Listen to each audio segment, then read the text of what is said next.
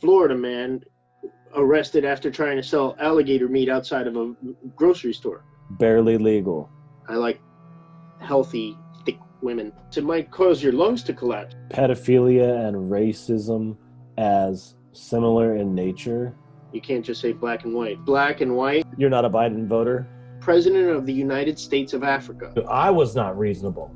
I don't care what you think that law and order has to happen. You don't do it that way. They wanted me to dislike America. ISIS, greeny weeny soy boys. This is bad.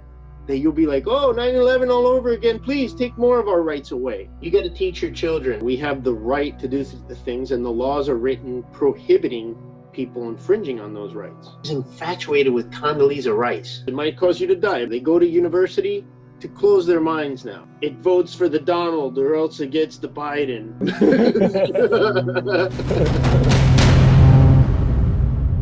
Welcome to the show, man. What's up? Hey, thanks for having me, brother. I appreciate you. Yeah, thanks for coming on. You're only my second guest, so I definitely appreciate having you here. Nothing stinks like number two. That's a good saying. I've never heard that before.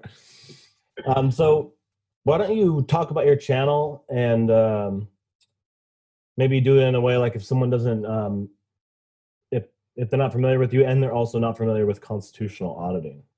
Okay, like an elevator speech. Yeah. Right? Yeah. Just right, well, I got into this because I just saw a lot of, horrible crimes happening in our society today, and the ones I was watching were being committed by people with badges who were sworn to protect us, and they're actually just lining their pockets on our backs. And there are a lot of people out there doing what I do, and I started watching them, and I just got fed up and started joining in. And I call myself a Gonzo journalist because I'm not, objective all the time. This story sometimes brings me into it and makes me subjective. So aside from that, I believe it's every American's civic duty to keep an eye on their government. And we have a lot of corruption in our government everywhere. We can't rely on somebody flying off on their private jet to DC to take care of our problems right here locally. So we got to go and investigate ourselves. Investigate and search for violations, civil rights violations or fiduciary violations that they have to us. Oh, I lost your audio. Sorry, I had to decline a call there. Okay. But yeah, so I got started into doing about a year ago, and I've pretty much tried to treat every situation differently and dynamically, and understand that in every head there's a world. That's what my grandmother raised me to be like and understand. So I try to keep an open mind, and even when I'm auditing, I give the benefit of the doubt most of the time. Sometimes I'm not perfect. Sometimes I'll lose my cool, but it takes a lot. So you got to look at the other side too and be like, are you going to hold me to the same standards that you're holding these people with badges who are sworn to protect us? Let's look at their behavior. You could focus on me and miss the point completely. If we focus on what's happening in our government, then we can pinpoint the problem, not for blame, but to actually make changes. Mm-hmm. So your channel has a training feel to it. When you watch your videos, there's an aspect of training, including because you have the chalk marks. At least when I think of your videos, I think of the chalk marks as almost looks like a training tool. That's obviously your intention? So you intend for it to be used as a training tool. Do you think it's effective? I think it is. I think I've actually had some feedback from some local agencies where they told me that they've passed around a video to show everybody how not to act, and I think it's caught on all over the country. We've seen a dramatic change in responses on all our channels in the last 6 months. I think we've noticed people don't want to look stupid for eternity on the internet or as long as YouTube lasts. Or for the children to see, just behave like a human being and understand that that's another person with their freedom. Something I really, really loved about your first interview with Record America is where she pointed out, to read Ayn Rand. And Ayn Rand. Yeah. We're debating on how to, and I'm a libertarian, just by name alone. You asked 12 different libertarians about libertarianism and get 12 different answers. I think mine lies more in the fiscally conservative, socially liberal kind. But not liberal in the sense that, we got to help every single bleeding heart out there. No, I mean, there's charities for that. And speaking of which, we don't need to give $1.4 billion to the Catholic Church if they're tax exempt. And we just did. Stuff like that is what we need to bring to light. And so you have a pretty cordial approach in your videos. There's a lot of stylistic variation in this genre, right? Yeah, it definitely is. And you have one of the most cordial, probably marketable mainstream approaches, in my opinion. You're obviously doing that intentionally. Do you ever get well, I guess I'm asking you, is it hard to stay in that line? Mm-hmm. It takes immeasurable control not to kick people in the chest like this is Sparta. I wish I could. But no, I try to channel my inner Jeff Gray or my inner James Madison audits. Those guys are other examples of my style and what I think, like Rogue Nation too. Rogue Nation will have somebody yelling, "You need to leave, sir." And he'll say, "Yep, that's okay." That's his reply. "Yeah, that's okay." So yeah, the only power people have is your reaction. And I've, lost my cool a couple times, but I'm not perfect. Yeah, Rogue Nation has that exact same cordial style as you. Not the exact same, but it's very similar. The style you guys are using is very similar. So I think it could be effective as a training tool, but my experience interacting with the public and law enforcement is the quality seems very low of the people in general. And then you're selecting officers out of that population, and people say to support the police, and I want to support the police, because I believe in. They don't make it easy. No, and I believe in law and order. I believe in law and order. That's why I want to support the police. I want them to do their jobs. I don't believe people should be criminals, but it's still difficult to support them because it seems their quality is so low. The quality of policing is so low. Yeah, well, we also have seen changes in the last 6 months as far as that. Like just locally, right here, the St. Pete Police Department has that. I'll share the link with you. They've created a new community policing step and approach where they have certain types of calls that they will not send a uniformed armed police officer. They actually send social workers to deal with if it's a drug overdose or something like that. People who are trained to deal with that, mental health issues, etc.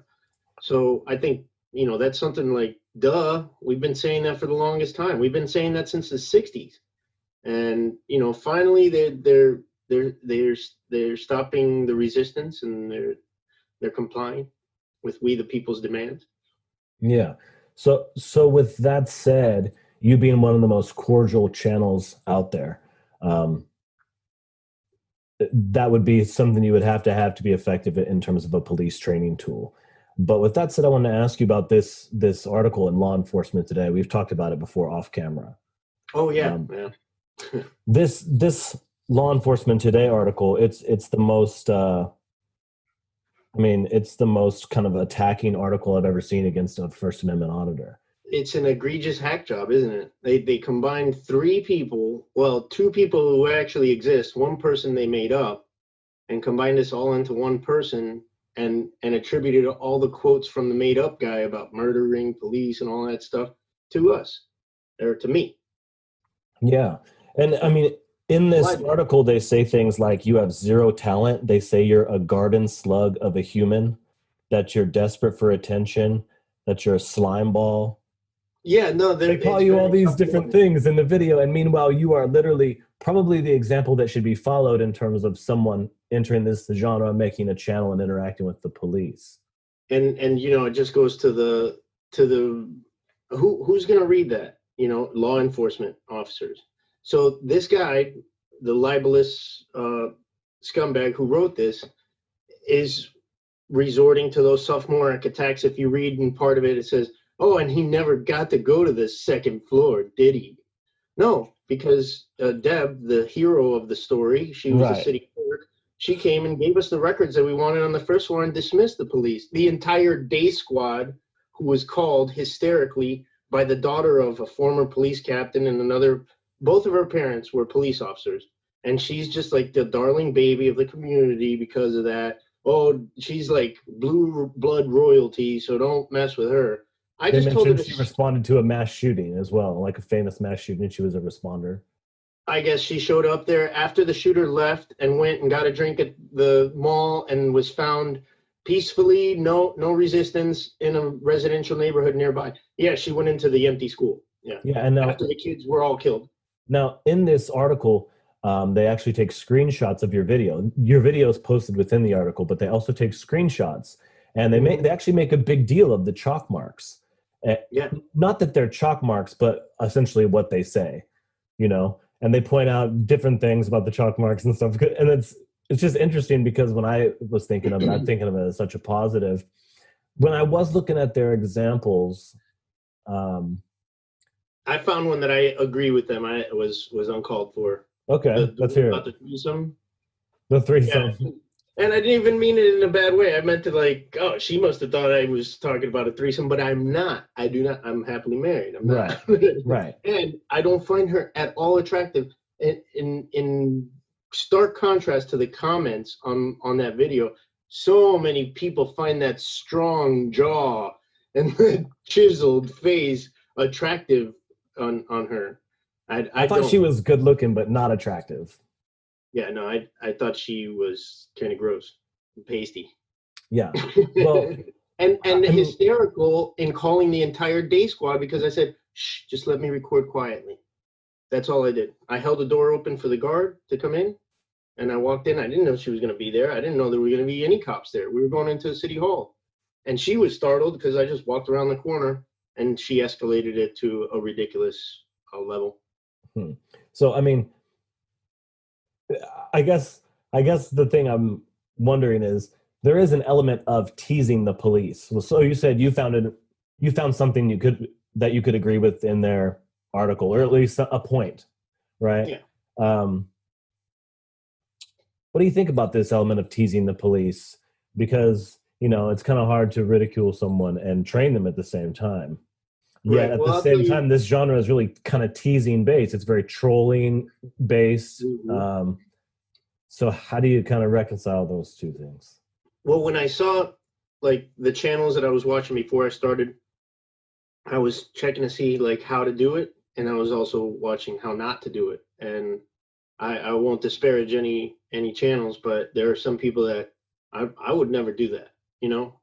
And then there are some people that do some outrageous stuff that I would never do, but I'm just like, wow, I admire Eric Brandt, for example. I would never call for, you know, threatening judges or anything like that, but he was just testing the First Amendment, not that he has actual, you know. Anyways, it was a champion move that I totally support what he and those people in Colorado did. But I'm not gonna, you know, cuss a cop out just because they're well, I did cuss at one cop who like stole my camera from me, and he was in punk. I'm sorry if I can cuss or not on here. I can edit it later. All right. That's what I called him, and he had it coming. But again, I do want to make a change, and they're not going to be receptive if I'm just antagonizing. However, in that situation, like that we were talking about from the article, as soon as I walked in, it just went downhill. So it might have seemed like I was the one instigating everything. I was just on the defensive because my rights were being violated. And my natural defense mechanism is humor. But I never lose sight of the fact that there are people being murdered by these guys. So I have to just, play that, like, walk on that fine line. I'm just trying to keep the mood light so I don't get thrown in jail. Yeah, I definitely know what you mean, because you want to make a difference, but you don't want to. I mean, you don't want to step over the line. I personally don't want to be rude. I meet people all the time, and I meet people that I want to waive my rights for, if you know what I mean. Yeah. You know what I mean? Yeah. I meet people who come up and they might even say something like "stop recording," and just because of the person, maybe their age or maybe something about them, it could be anything, and I might actually waive my rights for them. Yeah. I want to do a good job, but I think I have a harder time than you remaining cordial. I start into insults and things like that a lot faster. I think like I said, I'm not proud of everything I've done. Some things I admit I went overboard, but there's always the reason. Why did I go overboard? What was happening? Maybe the reaction was an overreaction, but why was I reacting? It's because somebody's not behaving the way they should in our, in our government. We want everybody in our government to behave like their role is supposed to be, and you are held to a higher standard, especially if you're getting a lot of money. There's some cops making $500,000, and I have people who don't believe that. They make a lot in overtime too. So when all these protest movements are happening and stuff like that, some of these cops, and I've even heard a couple of them say it. They're like, "We love this. We're getting paid. They're getting paid an exorbitant amount because they work their whole shift, and then they get 40 hours of overtime." Yep. That's one of the reasons that the defund the police argument has come up. Defund does not mean disband. It's not getting rid of them. It's stopping, not just buying them replacement wheels for the MRAPs that I understand were given to them by the U.S. military in surplus, but you have to maintain that, and it costs a lot of money to maintain an MRAP. Probably 10 times as much as a 5-ton truck. Anyways, that aside, there are times when cops will arrest you a half hour before shift change on bogus charges, so they could just sit around and wait for the DA and collect their overtime and do some easy paperwork and collect their overtime. That's what we mean by we have to defund the police in that sense. To stop lining your pockets literally on the backs of innocent people you're sworn to protect. That there was no drugs in that house. There was no weight. There were no scales. And you go and you bust this guy and you want to ruin his life. And this doesn't matter to that cop. And I'm not talking about me. I was arrested for just not wanting to stand back out in the sun. I'm not a criminal or anything, and I'm not anybody's little boy to be told where to stand. I was posing no threat. I was like 13 feet away from him, and he couldn't turn. It was his ego. He couldn't let go of his ego, and he wouldn't turn for his own safety. So he told me, this is the same incident that they write about in this article with Largo. Right. Yeah, that's where they tied my real name into that work of fiction from September. In September, it was one of my first videos that I did. I went out with Rogue Nation down in South Florida, and that's what the original article was written. And I didn't care, that it wasn't libelous up until the point where they put my real name with my YouTube name. So say something about your logo. It's like a Wu-Tang Clan logo, but it says Rebel Scum. Right. It's the rebel symbol shaped like the Wu-Tang Clan symbol. It's the rebel logo wrapped in the Wu-Tang logo. It looks like the Wu-Tang logo, but if you look at it closely, it's the rebel symbol from Star Wars. Oh, okay. I'm not familiar with Star Wars at all. So. Oh, okay. All right. Yeah, I love Star Wars, and it's a family thing. I see. I loved Star Wars. You either love Star Wars or you're wrong, actually. So Rebel Scum is the Star Wars reference? Right. Okay. The rebellion to fight against the Empire. Okay, yeah. I'm totally ignorant when it comes to Star Wars. I didn't. That's right. Watched Star Wars growing up. I didn't even watch Star Trek. I'm not like one or the other guy. I just totally skipped both of those. Star Wars is better. Search your feelings. You'll know it to be true. Star Wars? Okay. All Yeah. right. So what was your upbringing like? What was your childhood like? Kind of up and down, all over the place. I was raised by my grandma. I moved all over the East Coast. I lived in Miami most of the time, but I lived here in the Tampa Bay area also, up north in Connecticut. That's where I became a Red Sox fan. So you were not raised like with a mother and father. You were raised by your grandmother. Yep, yep. Wow, okay. Yeah. Was she married? Was your grandfather there as well? No, no. My grandfather was in Dominican Republic. My grandma kind of like fled with her kids to the United States. Oh, Kind of wow. overbearing, mean guy. That's what the little that I know. Not from her, but from other people. She would never. Again, this is. I try to live how she lived. She was a saint, and she had a lot of wise things that she imparted on me that I'll take. That I didn't learn right off the bat. It took me some time, but yeah, not speaking ill of the dead or anything like that. You know what I mean? Or of anybody. What I mean, there's what sort of things did she teach you? What sort of values did she instill? that in every head there's a world, and sometimes what she had a beautiful gift of doing, she could see somebody who just got out of prison, a big thug looking guy with tattoos all over his face or something, and he'll walk up to her and be like, "Hey, mama." And I'm like, "How does he know to call you mama?" And she's like, "Oh, because I fed him last week. I put some food out on the stoop, out in front of our apartment, and the guy would come and eat there." You know what I mean? And she would find the good in somebody even if they couldn't see it themselves. That was her gift, and she would bring it out and show it to them. You're good. You Mm, can move on. Drop all that other negative stuff. Try to make things better for you and everyone around you. And that's one of the things that I try to do. I'm really not trying to make a quick buck doing this with YouTube. I mean, or lawsuits or anything like that. It costs money to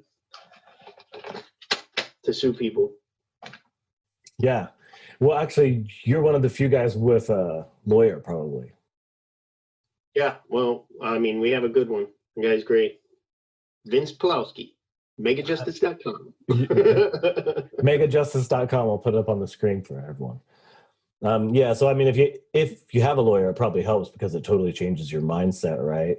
I mean, it probably gives you a stronger mindset, and of course you can get professional advice, and you have recourse if something happens for. Absolutely, and this is exactly what I did before I started. Is I contacted Mega Justice, and I spoke to a guy named Steve. I think his name was there. Scott or Steve, I forgot. But I've been talking to Vince ever since. But that first guy, he told me, just keep in mind that maybe someday a jury will be watching your video. Just keep that in mind. So that's part of the, keeping it cordial type thing that I try to maintain, just so, I don't look like a prick to the jury who's going to decide my fate. Right. Do you have any vices? Yes. If you saw me drinking coffee, I Coffee, never that drink doesn't coffee. count. Yeah, it is. It's a drug. That's true, but if that's your vice, you're doing real good, man. Yeah, and I drink beer and alcohol too. But my coffee vice, that's something I just started when I got kids. Before that, I was a coffee snob because my family grows coffee in Dominican Republic, and it's nectar of the gods coffee. So if it wasn't from Italy or from my family farm, I wouldn't drink it. But now I settle for Cafe Bustelo out of the Keurig. Cafe Bustelo. I was buying that and someone made fun of me. Why? You're culturally appropriating. You I can't think do they that in thought it was Washington. like, well, I think they thought I was trying to be, I think they thought I was trying to be a certain way by buying this particular coffee instead of like Folgers or something.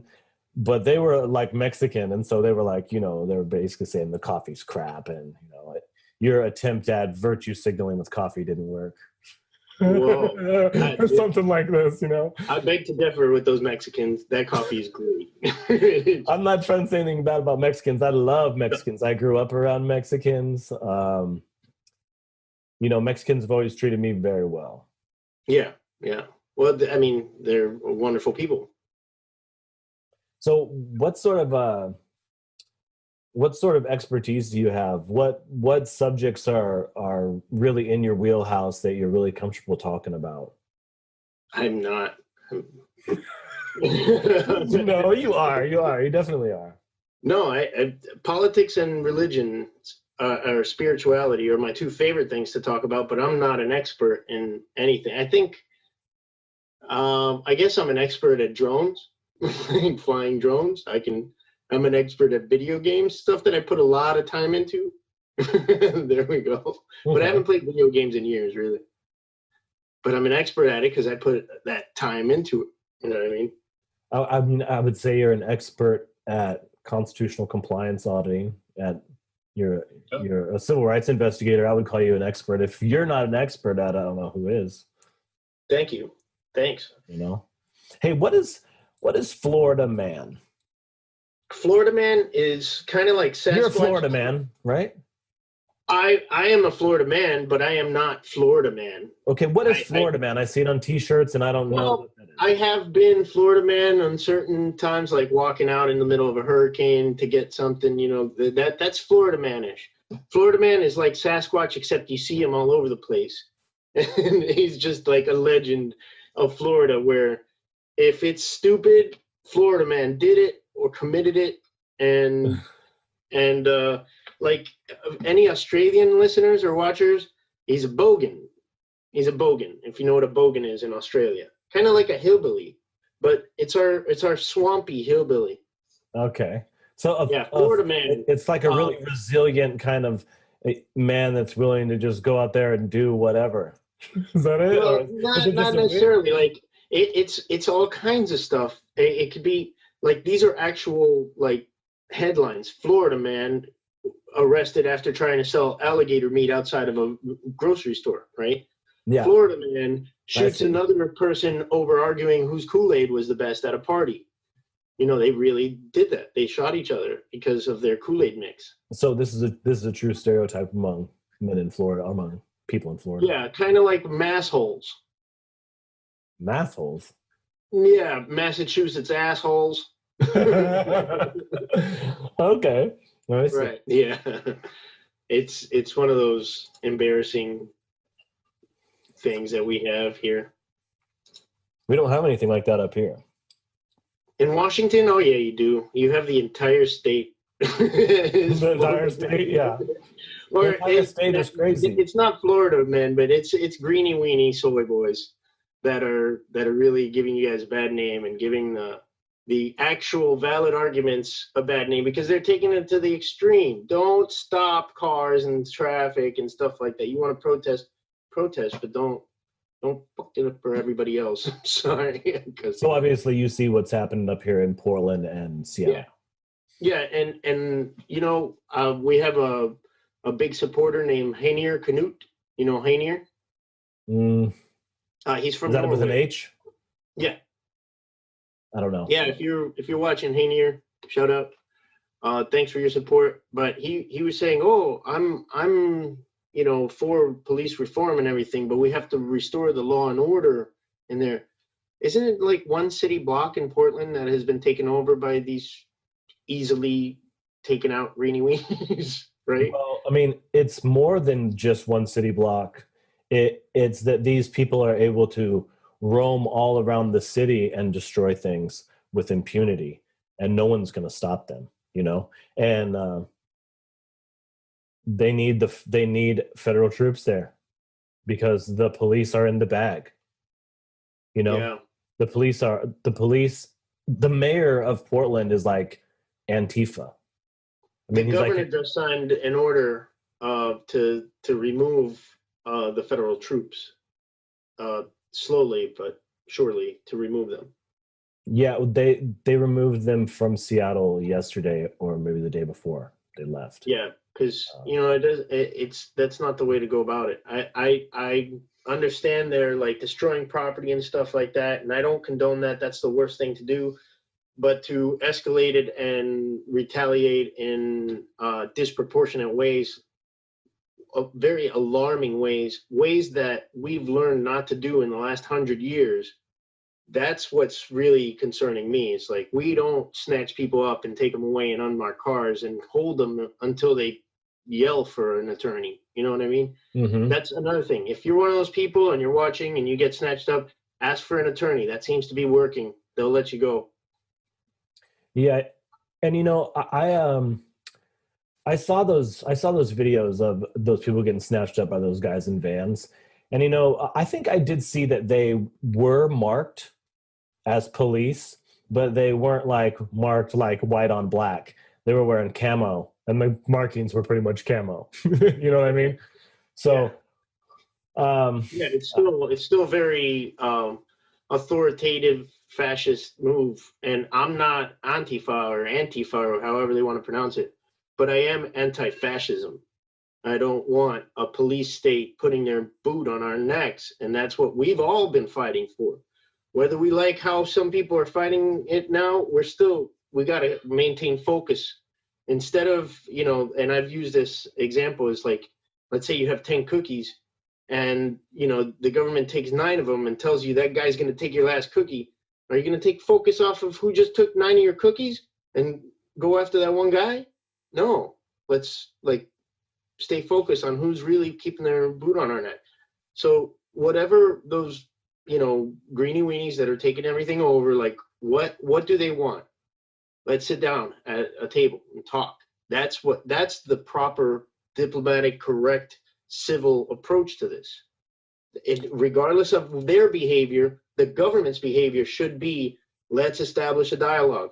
Let's bring them to the table, because let's snatch them up, that's going to get dad groups, mom groups, grandma groups out there with leaf blowers. And then moms are going to get shot in the forehead with rubber bullets. And more people are going to come out. And it's going to escalate for what? For a political stunt to say, hey, I can keep law and order, reelect me. No, that's what I see going on. I feel like they got those moms and dads and grandmas in the front like that for PR purposes. Yeah, and the Navy guy too. The Navy guy that just took like the 5 batons to his body. Did you see that? No. Oh, this big dude with a Navy shirt went and tried to just start talking to them, and this guy just starts Louisville sluggering him, man, with a baton. And the guy is like 6'5" or something, and he takes all those hits like a beast. And they just started spraying him in the face, and he was just trying to talk. He's not throwing anything. He's hitting him? Yeah, these federal agents that are, it's really ridiculous. It looked like a G.I. Joe episode, Man versus Cobra, with all the lasers the other night. I was watching that. Yeah.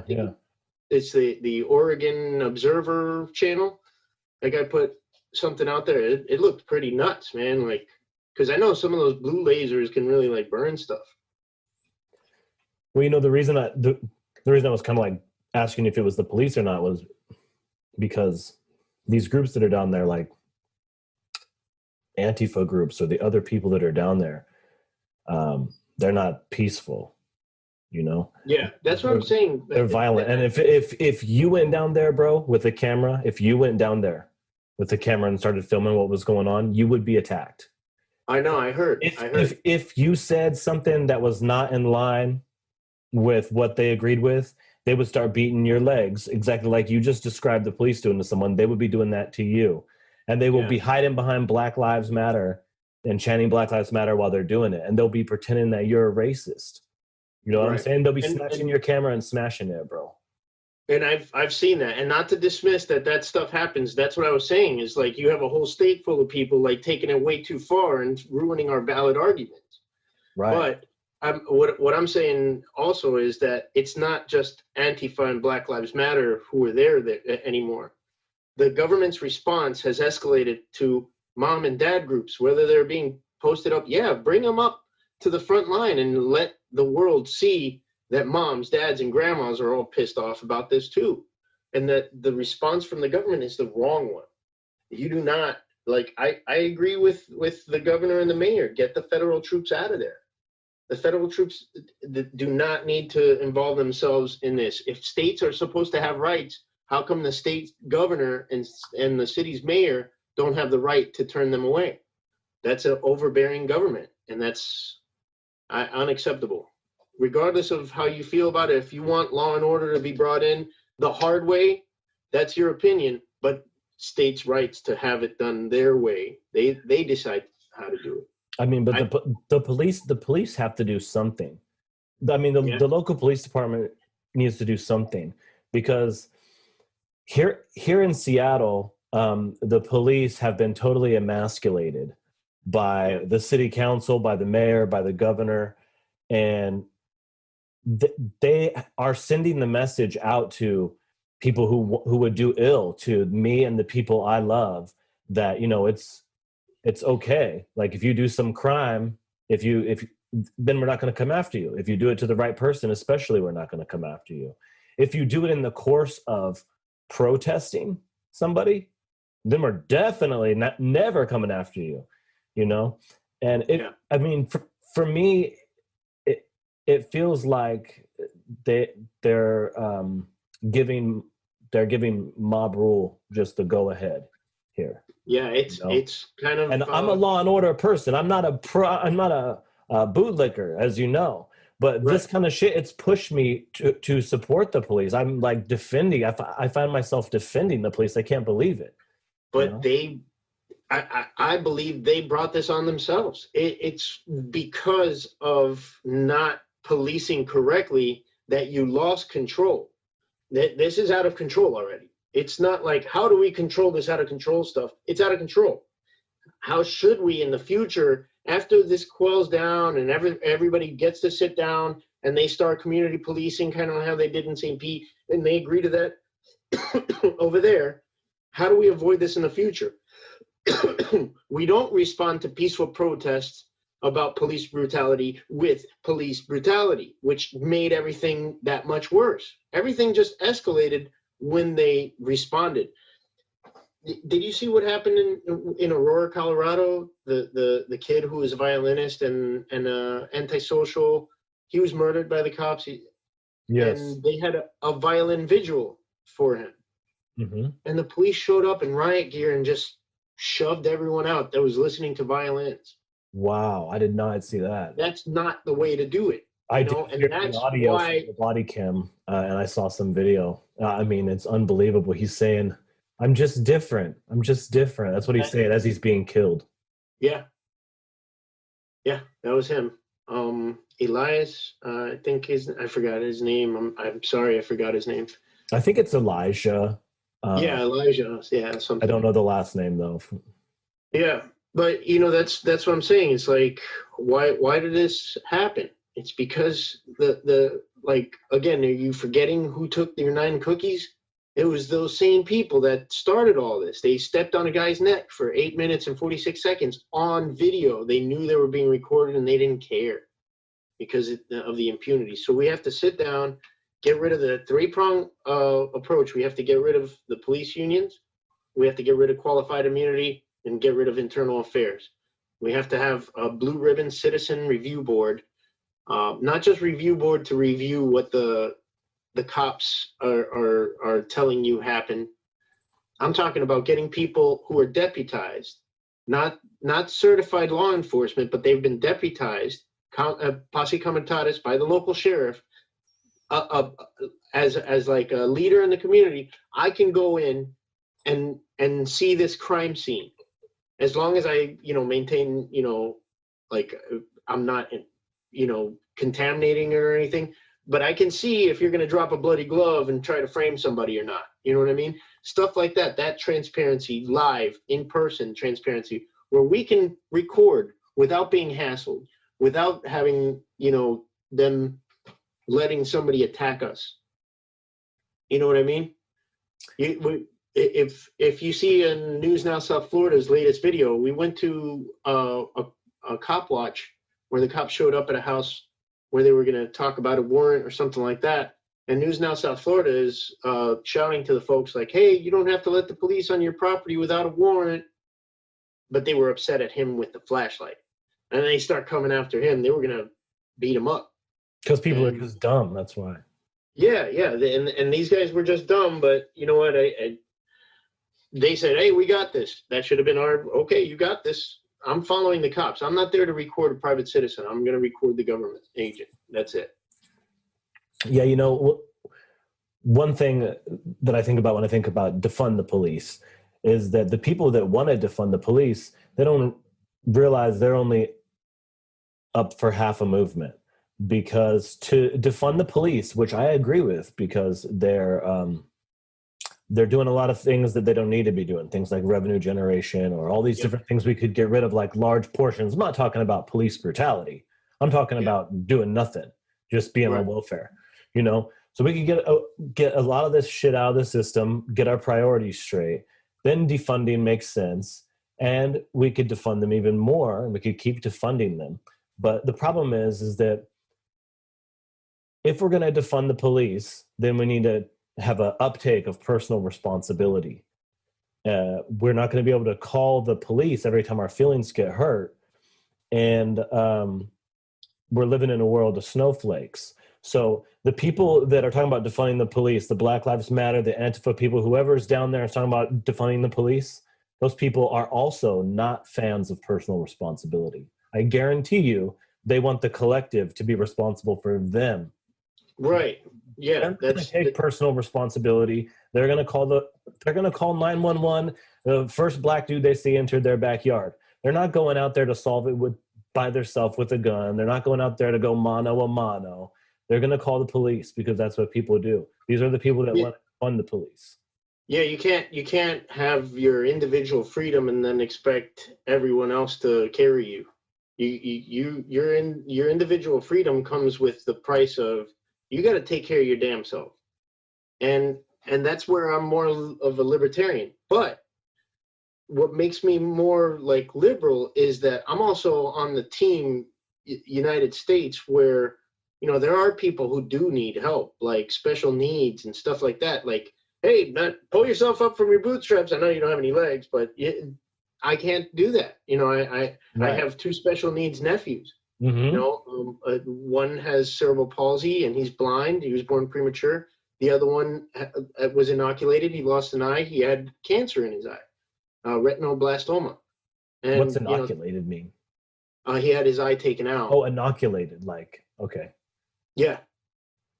Yeah, he had chemotherapy done, intraarterial chemotherapy, where they go in and behind the eyeball, and it worked for a little bit. And then they didn't like the results, so they said we have to inoculate it. And, you know, thank God he has the kind that isn't like hereditary, because that one really goes to the other eye, and he's completely blind.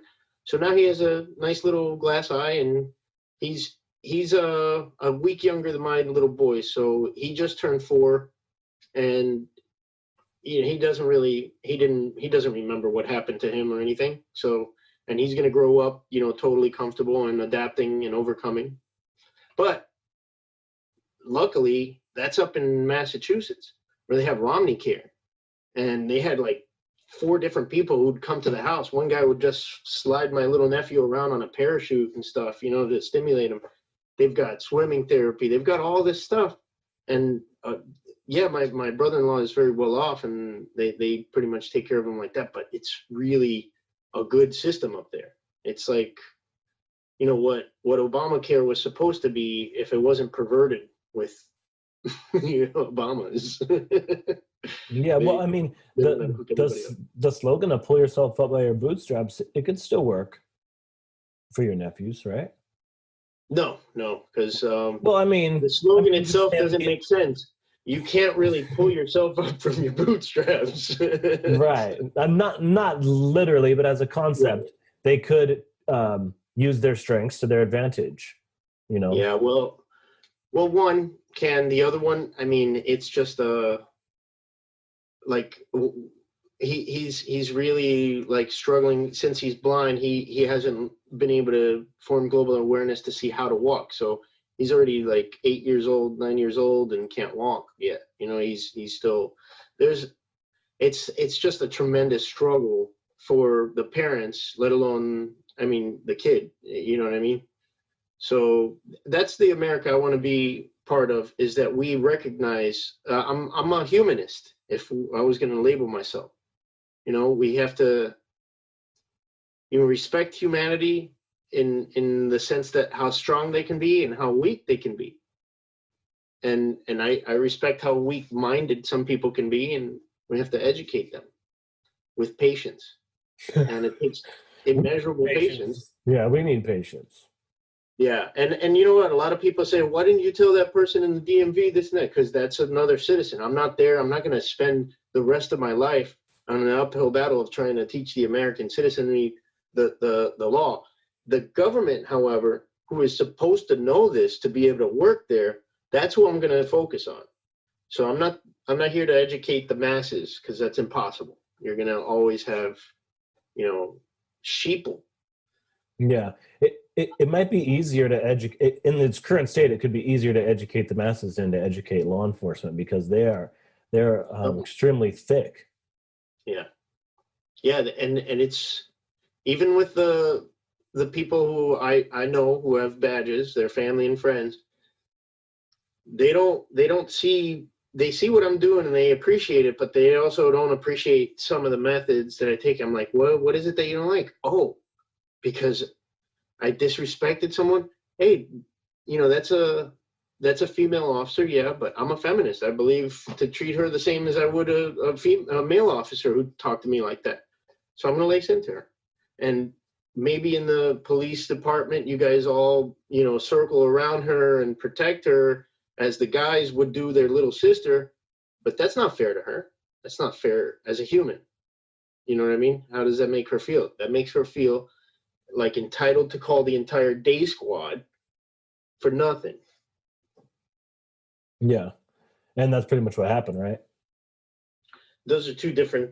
Those are two different. Okay. Yeah, I mixed them both up. Okay. All right. Yeah, I'm getting confused there.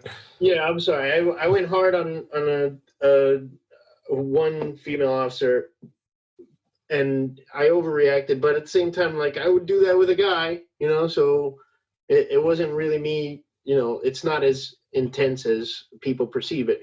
It's just that the people I'm talking about have that camaraderie. They're blue line gang. You know what I mean? They all love each other. They all go to each other's barbecues. It's not just a job. It's a lifestyle. And they brainwash each other. And it's that bubble of, hey, we're doing the right thing. We're not wrong. But deep down inside, they all know that they are just generating revenue for the machine. And why does our penal code book have like 70% traffic law and like 30%, robberies and crime and other crimes?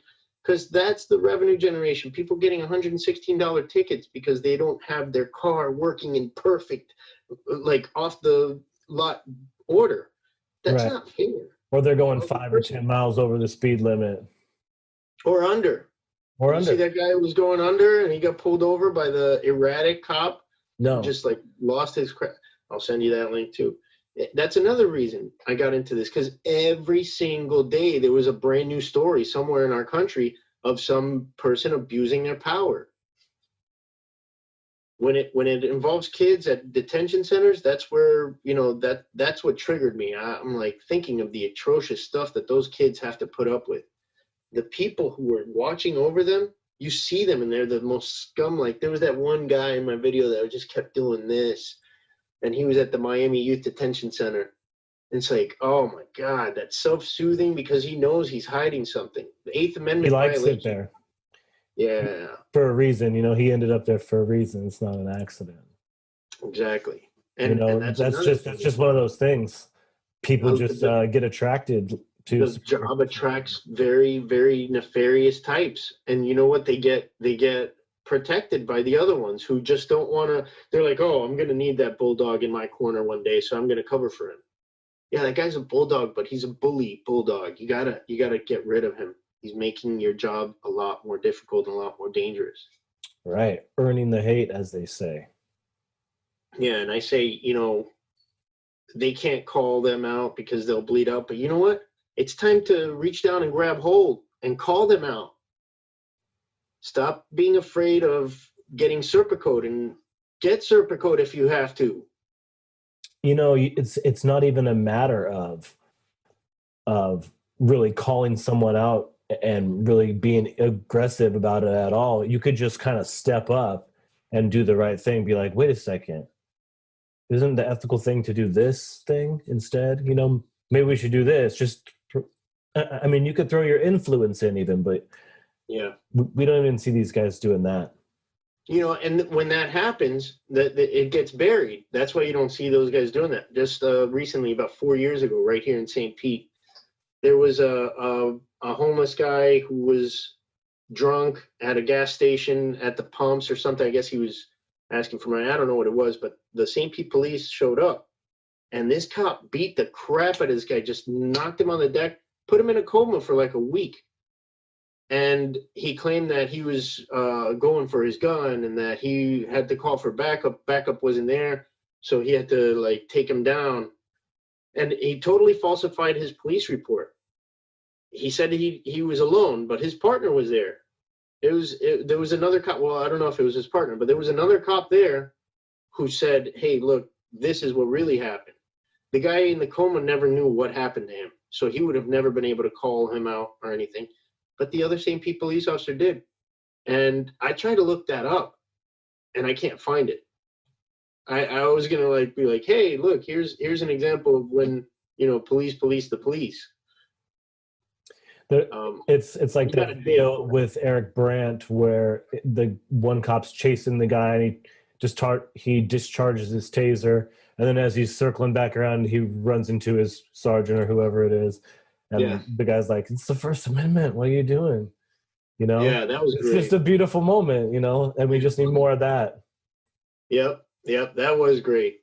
I had a sergeant here in the Clearwater Police Department, Sergeant DeVincent, tell one guy, show me the law, sir. Show me the law that says he can't record you in public. When the guy was trying to get me in trouble for what he was already told, you know? Yeah, I've seen a good female cop recently in a free potato video, even though the video is old, and she's outside of a synagogue, and they're like, you know, they want her arrested, and the female was so good. She's like, I'm recording you, sir. Why aren't you trying to grab my camera? Because she's recording on her body camera. Oh, nice. She's trying to reason with them, you know, but yeah, I mean, so there's good cops out there. Yeah. And that's what we're saying is like, it's time for you to act, because we are men of action. We're not going to wait around for you. So we're going to keep doing this, and you have to back us up. You know, just do the right thing. I have a family that I want to come home to also, but you know, that no child sex trafficking ring operates without police involvement. All of them have police involvement. Don't let that people fool you. I'm looking into something that's going on here in Polk County where every year they arrest hundreds and hundreds and hundreds of people in pedophile trafficking rings and porn rings, whatever. And last year they had one lousy conviction. So none of these people have arrest records either. There are arrest affidavits that we found that the police had to fill out to be able to arrest these people, but all the arrest records are not put out. And according to the state attorney, they don't want them out there like that because it's such an atrocious crime that it would ruin it if they're not guilty. You know, they're innocent until proven. Yeah, but what about the guy who got busted for like smoking pot? He had a little bag of pot in his car. That goes on the internet, and that pees in the swimming pool and can never get taken out. You're gonna let the kitty diddler off and put that one guy who's like, I don't know, a teacher or something, and lose his career? Come on, man. There's an incredible amount of pedophile speculation out there right now about Hollywood celebrities and people in positions of power. And I don't see this. I don't see it reflected in mainstream news coverage at all. And that makes me suspicious. Right, because you'd have all these people on Epstein's flight logs, all these presidents and Will Smith and whoever else, you know? Dude, I'll tell you what, my grandmother's favorite actor was Tom Hanks. If she was alive today, she would have been very disappointed because, yeah, he gets accused of being on the list, you know, the Epstein list. That's the main reason I got into this. December 2018, I read that article in the Miami Herald, and it just clicked that I knew some of these girls who would go get picked up out of the hood and taken to Palm Beach to do whatever with some old guy for $200, and they were happy about it. They didn't know that they were being taken advantage of. Anyways, these allegations, the sweetheart deal that Alex Acosta gave. Alex Acosta was the DA in Florida, and he made sure that Epstein only had a charge of soliciting a prostitute. So they're criminalizing the victim, saying that she's a prostitute. And even though there were women younger than 16, he got the 16-year-old because that was the age of consent, so he wouldn't have to register. And he could go to just show up at 10 o'clock at night for jail and leave in the morning, go away to your island on the weekends, jail. That for 6 months or 18 months, however short it was. That guy became our Secretary of Labor, the person that you ultimately get to investigate any sexual harassment charges at your job, you know? And then when all this came out, he gets to step down saying, oh no, if I wouldn't have stepped in, it would have been a lot worse, but okay, I'm going to resign. Bye. You'll never hear from me again. And we never did. Well, I mean, it's all up in our faces. I mean, it's exactly what I'm saying. It's all up in our face. This the trafficking and this pedophilia. No one says anything. Like, because it's very disturbing. Nobody wants to face that. Nobody wants to talk about pedophilia. It's a disturbing. I've had this knot in my stomach since December 2018, and it's getting tighter because these people are still out there. And everybody can see it, but nobody really cares. People are talking more about, like COVID and wearing masks and stuff. How about the 8 million children that were lost last year, that disappeared? 8 million children disappeared every year in the United States. Where do they go? 1,000 kids go in through the Pinellas County Sheriff's Department every year, or every month. 1,000 kids enter the system for whatever reason. And last year they lost 200 kids. Where do those kids go? They went into the system, but they don't know where they went now. I believe they get sold to somebody on a super yacht to take them out into international waters and dump their little dead body overboard when they're done with them. That horrible stuff happens. And you have to face that fact that it's not like, somebody's like going to break into these places and rescue all these kids. A lot of kids are disappearing and dying and being murdered, and it's horrible. If you love your children, do something about it. I am. What really got my attention was that there was a police chief in Massachusetts who was arrested after one of the predator poacher channels met up with him, or made a meeting, and the guy shows up thinking it's a little 14-year-old boy. Right. This is a police chief, Yeah, and that's what I was going to say. Small town Massachusetts. Right. And it's in Stowe, Massachusetts. Massachusetts. Yeah. Right. And Pinellas County, where I live, is the number 3 county in sex trafficking in the United States. That's number 3 county in the entire United States, right here. It's kind of ratchet. This is a ratchet town, and people take advantage of ratchet people and send them away and put them on boats. And, when the Super Bowl comes next year, it's going to ramp up. It's going to be that much worse. So there are a lot of things going around, and good. We need to bring this to light. We need to stop burying it. Like the guy who shot the judge, they're saying, oh, yeah, it was somebody who's an anti-feminist who shot the judge's husband and her son. Well, if he didn't like women, why didn't he shoot the woman? He shot the 2 guys. So this judge, was going to be looking into Deutsche Bank's involvement with Epstein. So this happens, and you don't hear about that connection, or you hear other things like, no, it had nothing to do with that. Look away. Yeah, all right, I'm not going to. I don't believe lamestream media's version of things. So do you think there's this Glenn Maxwell is going to make it? Ghislaine Maxwell? I don't know. Ghislaine Maxwell, I think she's going to make it. Yeah, this is the madam for Epstein. A lot of people are calling her a pimp, but I think it's called a madam, technically. A madam, yeah. Well, yeah. Heidi Fleiss was a madam. Right. And there was the... but not of children. She wasn't in children. A madam of children. Did you hear John Felix's podcast with me? No. John Felix started a podcast, and we were talking about that.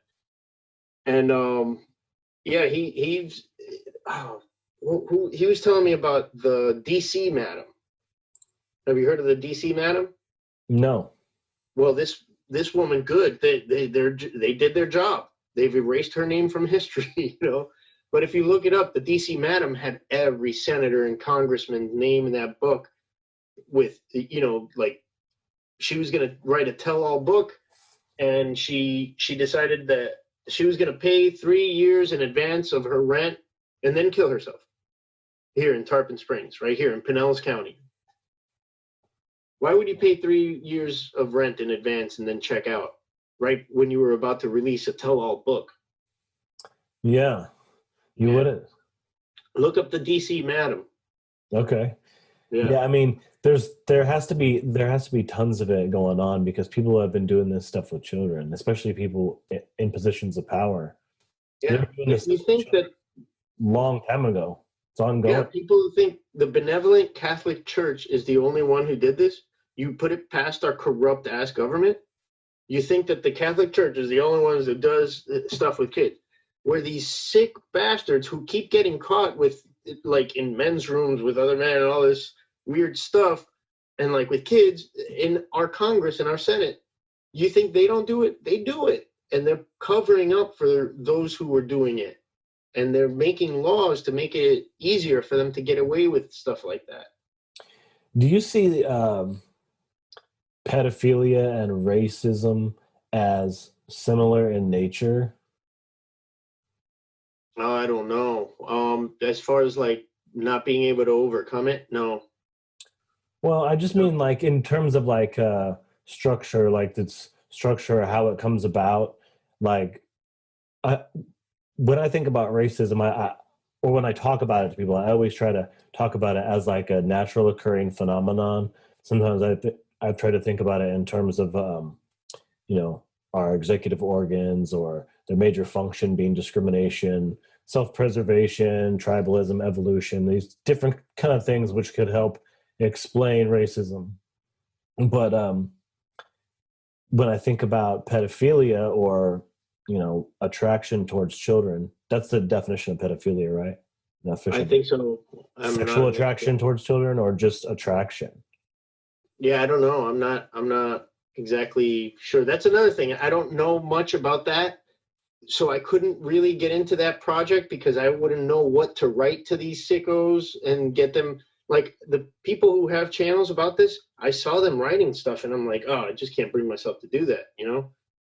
Well, I see this drive towards youth.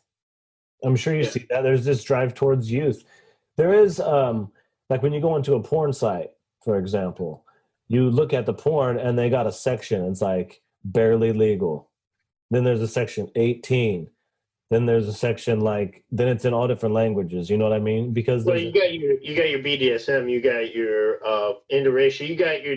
I could talk about this all day. But what I'm saying is there's a large group of men. There's a large group of people. Have you noticed that the interracial section of that only means black and white? It doesn't mean like Asian and white. It doesn't mean like anything else. It's just black and white. So I don't know why they call it interracial. Why don't they just say, you know, black and white? Yeah, it's like no other races exist. Yeah, that's true. There's a bunch of weird You're like, oh, mind blown. Yeah, but you know, for me, when I think about pedophilia, it's not an action, right? It's more like an orientation. And the orientation could be active, and you could act on it, or it could be passive, and you could just be sexually attracted to children. But there is an attraction for everybody, not just pedophiles, but just people in general towards youth. To youth, right? And and so it seems to make sense in a way. People want youth. They want a youthful woman. A woman becomes less fertile as she gets older. But at which point does it become a perversion of that thought of wanting the youth? You know, I I'm a fan of Botticelli. I like healthy, thick women. You know what I mean? Fully developed. The young, thing. I'm not attracted to women like that. I'm not attracted to young, skinny model women. I don't like that. I like healthy, thick. That's just me, though. Mm-hmm. There are people who like all different kinds of things. But when your question is, are they like the same, racism and pedophilia or whatever? I don't think so, because one of the other reasons why I didn't get into that project, besides the legality of it, you could get charged with harassment easily in that. You're not going after a government official, you're going after another private citizen. But also because, like, well, to what end? What I was thinking was, I have a couple of professional resources, psychiatrists and psychologists, that I can call upon. And I called them and I asked them, and the consensus is there's no medicine for those people. There's no therapy for those people. Those people are always going to do that unless they get castrated or they check out or something like that. So one of the arguments against those channels is maybe those people would have never done that if you hadn't enticed them. But, hey, maybe that person would have never bought cocaine if I didn't hold a bag of cocaine. No, he came over here and got some cocaine. So that's a false argument. But the consensus... I mean, that's the same thing the police say. Right. But it is basically call it baiting. Like, you're baiting, but you're baiting for someone who wants to have sex with a 13-year-old boy. So yeah. Either you want to have sex with a 13-year-old boy or you don't. There's no... We also have seen police consistently, like, trying to entrap someone like that, and where the person is like, oh, no, you're 14. No, leave me alone. Oh, but come on, you're really cute. Like 20 more messages. Come on. And this person is a virgin, and they've never done that or anything like that. And they feel like, oh, my gosh, maybe so.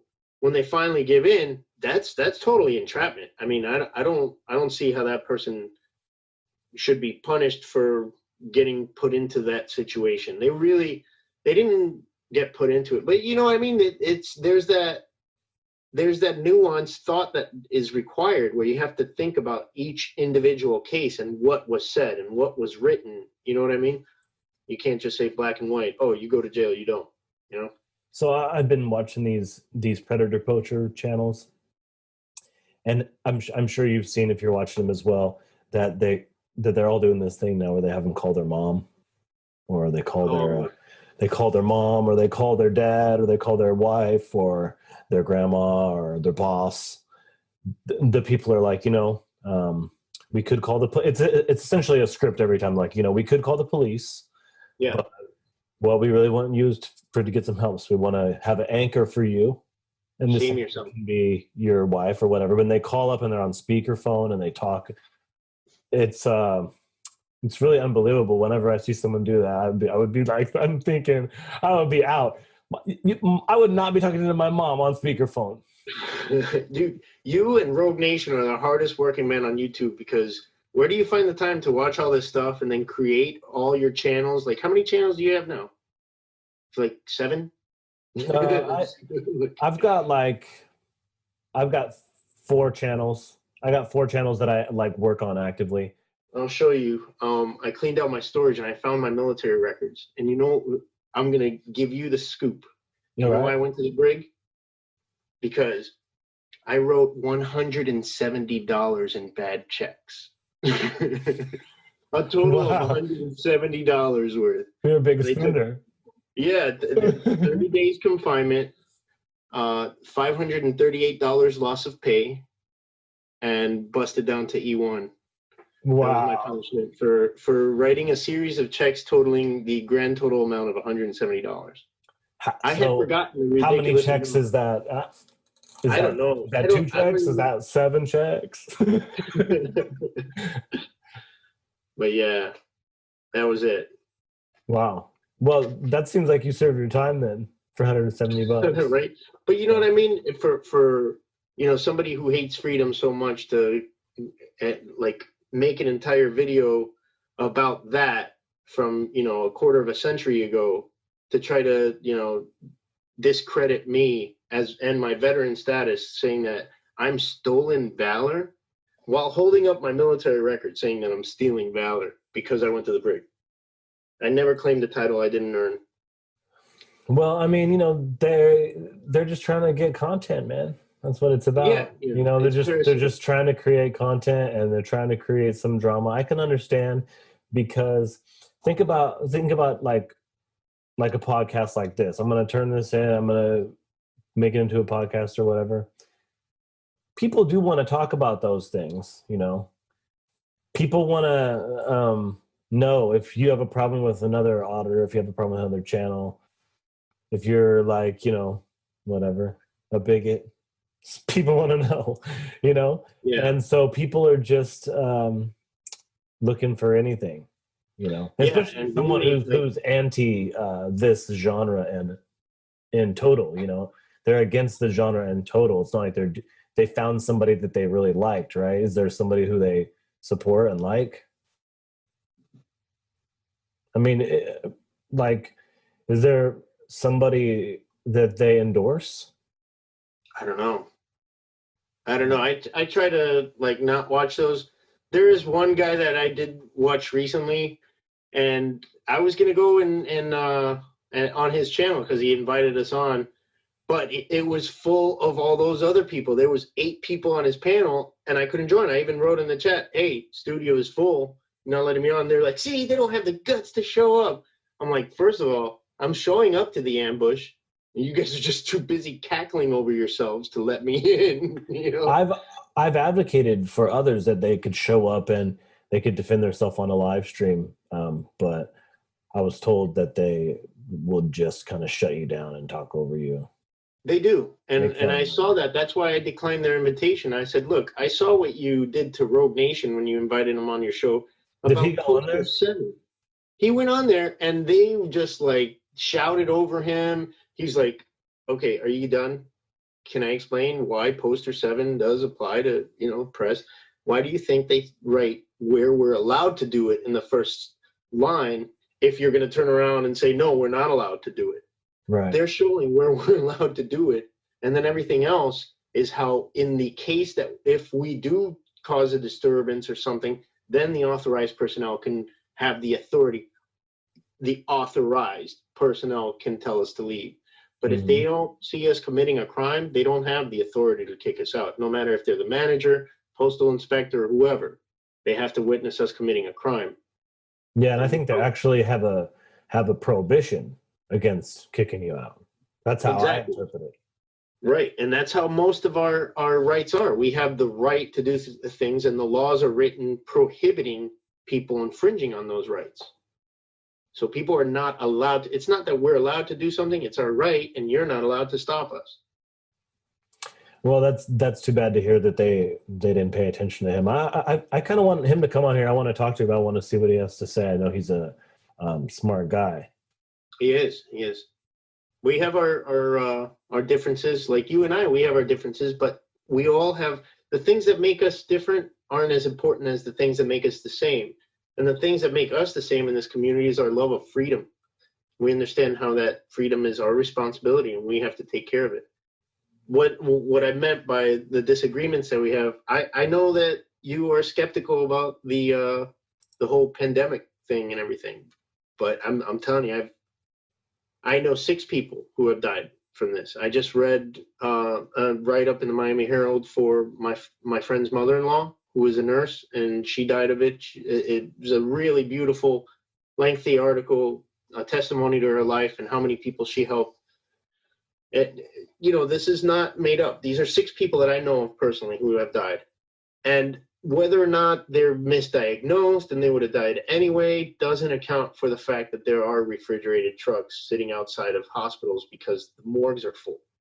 A lot of people. I've seen that. Yeah, and that's where I was talking about the disagreements. Rogue Nation is like, well, where in Florida do you see those trucks? Because I'll drive down there tomorrow. Well, I mean, I'm not a denier really of the pandemic. I'm just more skeptical of the scale. But that's what I'm addressing is that people are dying at an alarming scale, that people are filling up the morgues And now they need refrigerated trucks to accommodate all the dead bodies. Jesus Christ. I hope that's not true. I just haven't seen that, you know? I mean, I guess I would be on the same page as Rogue on that one.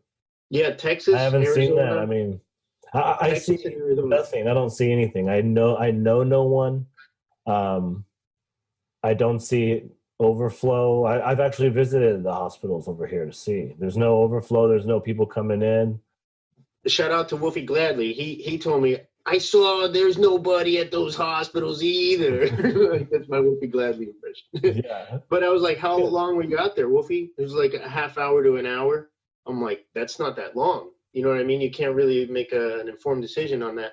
And like I saw somebody, you know, yelling at some hospital workers outside of a hospital saying, where are all the patients? And the nurse yelled back at him, they don't sit in our lobby.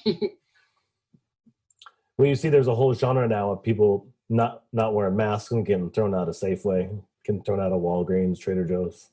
You know, Yeah. there's more and more videos coming out like that. Walgreens has one of the things, like you asked me what my grandma taught me. My grandma didn't teach me this, but she would have if she knew about it. It's the four-way test of the things that we think, say, or do. Number one, is it the truth? Number two, is it fair to all concerned? Number three, will it build goodwill and better friendships? And number four, is it beneficial to all concerned? If you can think, say, or do things with those four questions asked and answered first, you'll be in good shape. And Walgreens has that hanging up in every one of their managers' offices. It's I only learned that because I don't know. Maybe I think because they started in Chicago, where Rotary International also started. I used to be in Rotary, and it's a service organization with 6 areas of focus. They do clean water, disease eradication, education and literacy, maternal and child health, economic development in the community, and peace and conflict resolution. And it's the only NGO besides the Red Cross to have a seat at the UN. And they've done a lot. And a lot of people will say, oh yeah, but Bill Gates is, gonna try to wipe us all out. Bill Gates warned that, something like this was gonna happen. Not like, it's my plan to take all these people. There's a lot of comfort in thinking that there's a big nefarious plan to answer the question of why all the bad things are happening to you. But we used to have 2,000 wild cases per day in 1985 of polio. 2,000 a day would come up. In the last year that I was in Rotary, we had 5 total cases in the entire world. So in those 30 years, we've almost eradicated only the second disease on Earth. We did smallpox, and now we're this close to eradicating polio. 4-way test, also hanging up in Walgreens, and that's a private company. If you don't like it, don't go there. Go to CVS right across the street. There's always a CVS right across the street from Walgreens. Or Rite Aid. We have a Rite Aid around here. We used to have those. We don't have those anymore down here. Well, in parts, I think we still do. But we just got CVS. We just got CVS maybe 3 or 4 years ago. Who told you to tell me that I shouldn't wear a mask? How does it affect you? Why are you so upset about me wearing one? I get how people could be upset by being told to wear one when you don't want to. That's your right. Don't let anybody force you to put a mask on. I'm sorry, I cussed again. But if I'm wearing a mask, that should have no bearing on your life at all. That should not affect you in any way. I mean, nobody gave Michael Jackson a heart attack. Well, they did. They did. Yeah, we talked about this off camera where I was saying that I didn't like to wear a mask. And people were treating me bad because I didn't have a mask on. And the opposite, the inverse is happening here versus up there. Up there, you get shamed for not wearing one. Down here, you get shamed for wearing one. And I can see. And does that change county to county down there pretty much? Or is it changed in how exactly is the state divided? Because here what you have is you have the left, they're all in the cities on the coast, and then the entire east half of the state, which tiny section the most populated section is full of leftists and liberals, and then the rest of the place is all conservative. Even 1 hour east. Now, I would say that the whole state is pretty conservative. There are some liberal pockets, like near the universities, some around the big cities, but Miami is an animal on its own. I mean, everybody thought, oh yeah, the Hispanic vote in Miami is going to get, Hillary. Oh no, they would. Miami is, like I said, they're totally different. They are conservative. They're anti-democrat. The Cuban American community has they're pro-Trump. Very, very pro-Trump. So you see a lot of Trump flags flying around where you are?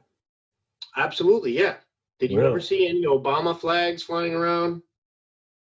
Any yes we can, yeah, go Mets? Yeah, never. Because we weren't in a cult back then, and I didn't like Obama, but this is ridiculous. This is a cult of personality now, where people are rejecting science and rejecting things because of political beliefs. I'm gonna keep my head on straight, and I don't have. That's one of the wonderful privileges, and it's just that I don't have party loyalty or tribalist loyalty by being a libertarian or an independent, whatever you want to call me. I'm not going to defend Biden because that's a corporate Democrat. I don't understand how he got the nomination. What the hell are they thinking, if not to just ensure that this guy has another 8 years, another 4 years? I think that they're looking for, just my opinion, of course, but it seems to me that they're seeking an empty shell that they can put anything they want inside of. I think it was decided 16 years ago at a Bilderberg meeting that it could have been. Yeah, that we're going to make it so ridiculous that you're going to have to want Trump for another 4 years. You know what I mean? So that's what happened. Because Tulsi Gabbard would have wiped the floor with Donald Trump if she didn't, fall in line. She's the obvious choice, man. She's the obvious choice if you wanted to compete against Trump. And there's other choices as well. But they didn't choose the people that could beat Trump. They chose the corporate Dem who will keep the status quo. It seemed like he's willing to say anything, Yeah. I just watched his event yesterday in a gymnasium with like 10 people there. It was bad, man. He held it together though. He talked, and then he called on people and they asked questions and stuff. He wasn't able to answer the questions though. He would start talking, and then after a couple minutes he'd forget what the question he's supposed to answer, So he kind of says something that's like mildly related to it. But yeah, when he said that, as far as like pot and stuff, that we need to turn on the record player for our kids, I was like, right. How like this guy is farting dust? He's so old, man. Like, this is bad. And everybody is just like, oh, he's farting dust. Yeah, man. Funny. But I mean, and people are like, oh yeah, we can beat Trump. Like, no, you get ready for 4 more years of Trump, because you didn't think he was going to win last time, and now he has the power of the presidency. He's the incumbent. But Trump is the best candidate. In your opinion? I mean, I'm a reluctant Trump supporter. You understand? Yeah, I'm not waving a Trump flag. You know what I mean? It's just right. I can't support him or Biden or any other person who is really looking to better themselves and not the country. I know Biden is just falling in line with the corporate Dems and what they want. You know what I mean? He's not doing it for people. He's not doing it for the people. So what you're saying is you're basically saying Kanye West 2020. You're Kanye West supporter. No, Jordan. Who? Jim Jordan? I like Jim Jordan. No, Joe Jorgensen. Oh, Joe Jorgensen? Yeah, she's running for libertarian presidential candidate. So And you know what people say? Oh, you're wasting your vote. Oh, you're giving Trump another vote like that. No, you know what a wasted vote is? Voting as you're told. It votes for the Donald or else it gets the Biden.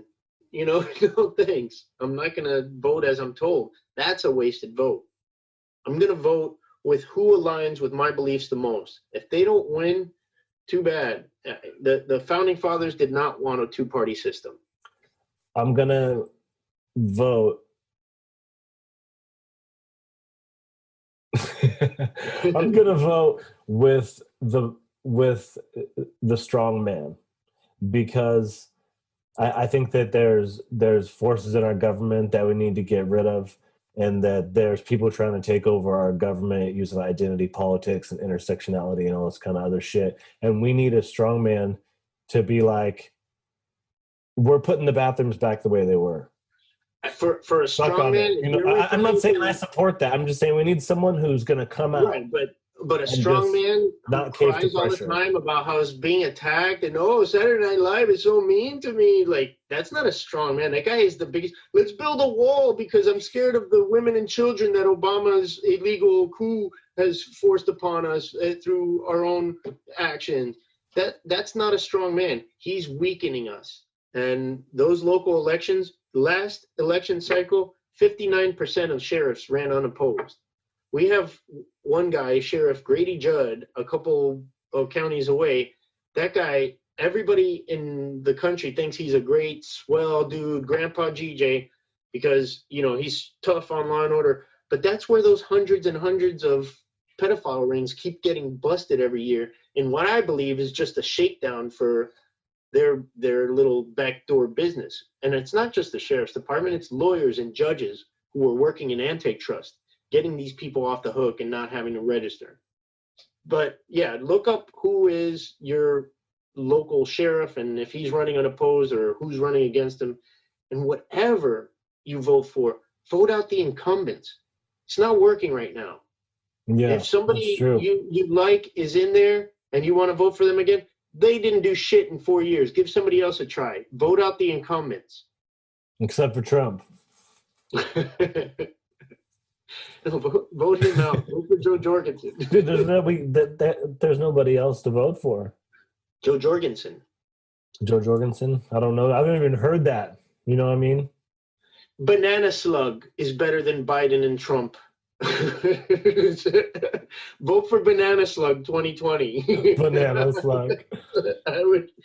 We were talking about no, we didn't talk about Nordic racism, did we? I don't think so. No, but you've heard of that, right? That the Vikings, it's a Nordic racist thing. The Vikings are the superior race and all that stuff. I heard of the guy who did Stone Mountain and the guy who did Mount Rushmore was a Nordic racist. Really? Yeah. I didn't know that. Yeah, member of the KKK, Nordic racist. Yeah. So did you watch this segment that Nick Cannon did on a podcast?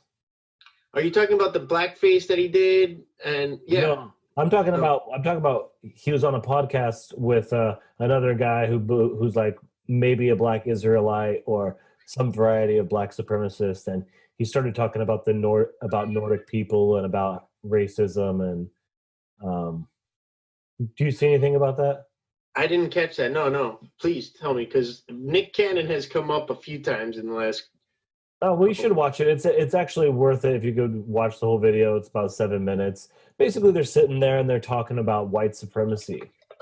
Oh, and they're not talking about white supremacy. They're talking about black supremacy. And Nick Cannon is saying black people are the superior race. And he's saying they're superior because they have melanin in their bodies, and so the melanin makes them superior or like gods. And so people who lack melanin are inferior. And then he started giving examples like the Nordic people. And he was saying that they're savages. He was saying they're actually less than humans. They're closer to animals. White and Jewish people the true savages. I see that on July 14th. Right. So the white aspect is pretty. He got a lot of backlash for the video, but everyone focused on the Jewish aspect as if he was saying a lot of bad stuff about Jews, but really he was saying bad stuff about whites.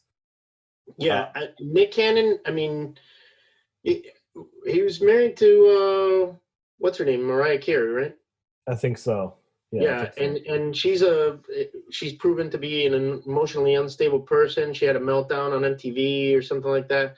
And this guy managed to, when you have those two toxic personalities go together, you're not going to form anything that's going to add substance to my life. I'm going to go ahead and discount anything that this guy has to say. Never going to listen to Nick Cannon just But because. it is actually interesting what he says, though, because he's arguing, he wants to argue for black supremacy, right? Because he's black and he's outrightly saying it. And so he's actually arguing for whites being inferior and blacks being superior, and it's based on their skin color or whatever. In the interview, he starts to say, whites are oppressed. He starts to describe whites as oppressed, because we're not the chosen race, right? So he starts to describe whites as being oppressed for that reason, and he catches himself, and he stops, and he's like, "Oh, wait a second, they can't be oppressed."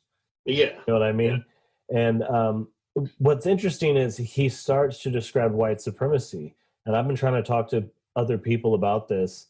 Is that all these people that are talking about white privilege, they keep arguing for white supremacy all the time. So every argument for oppression, for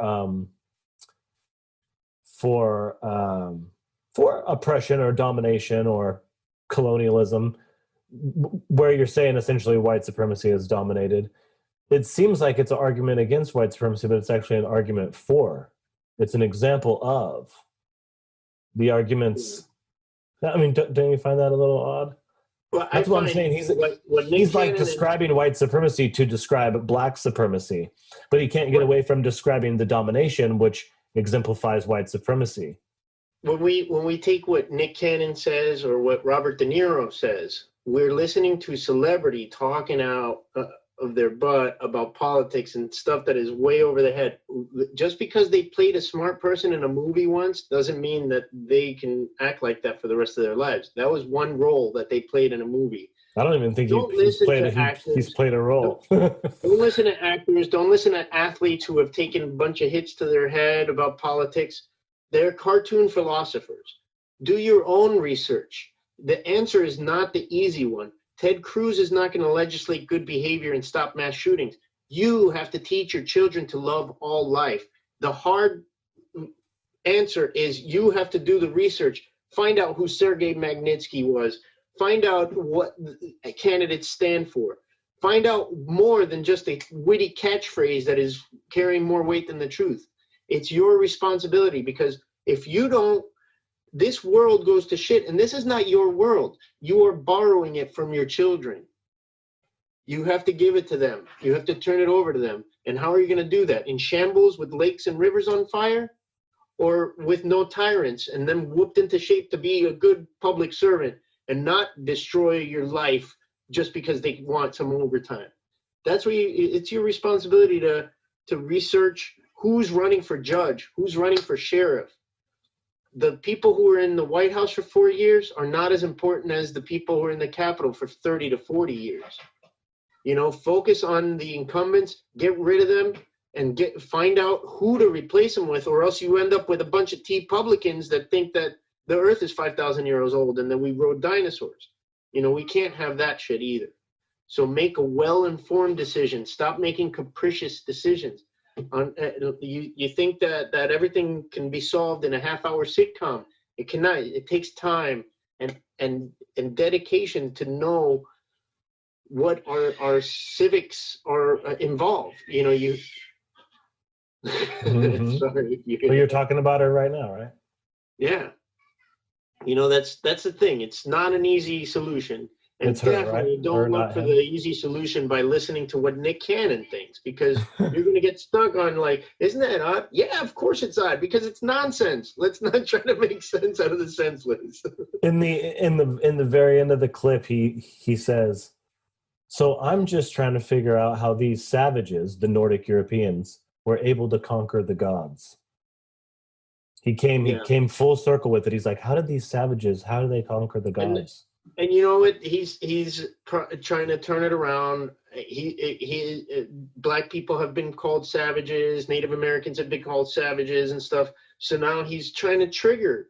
He's trying to go back. And I've seen a New York Times reporter get in trouble for that.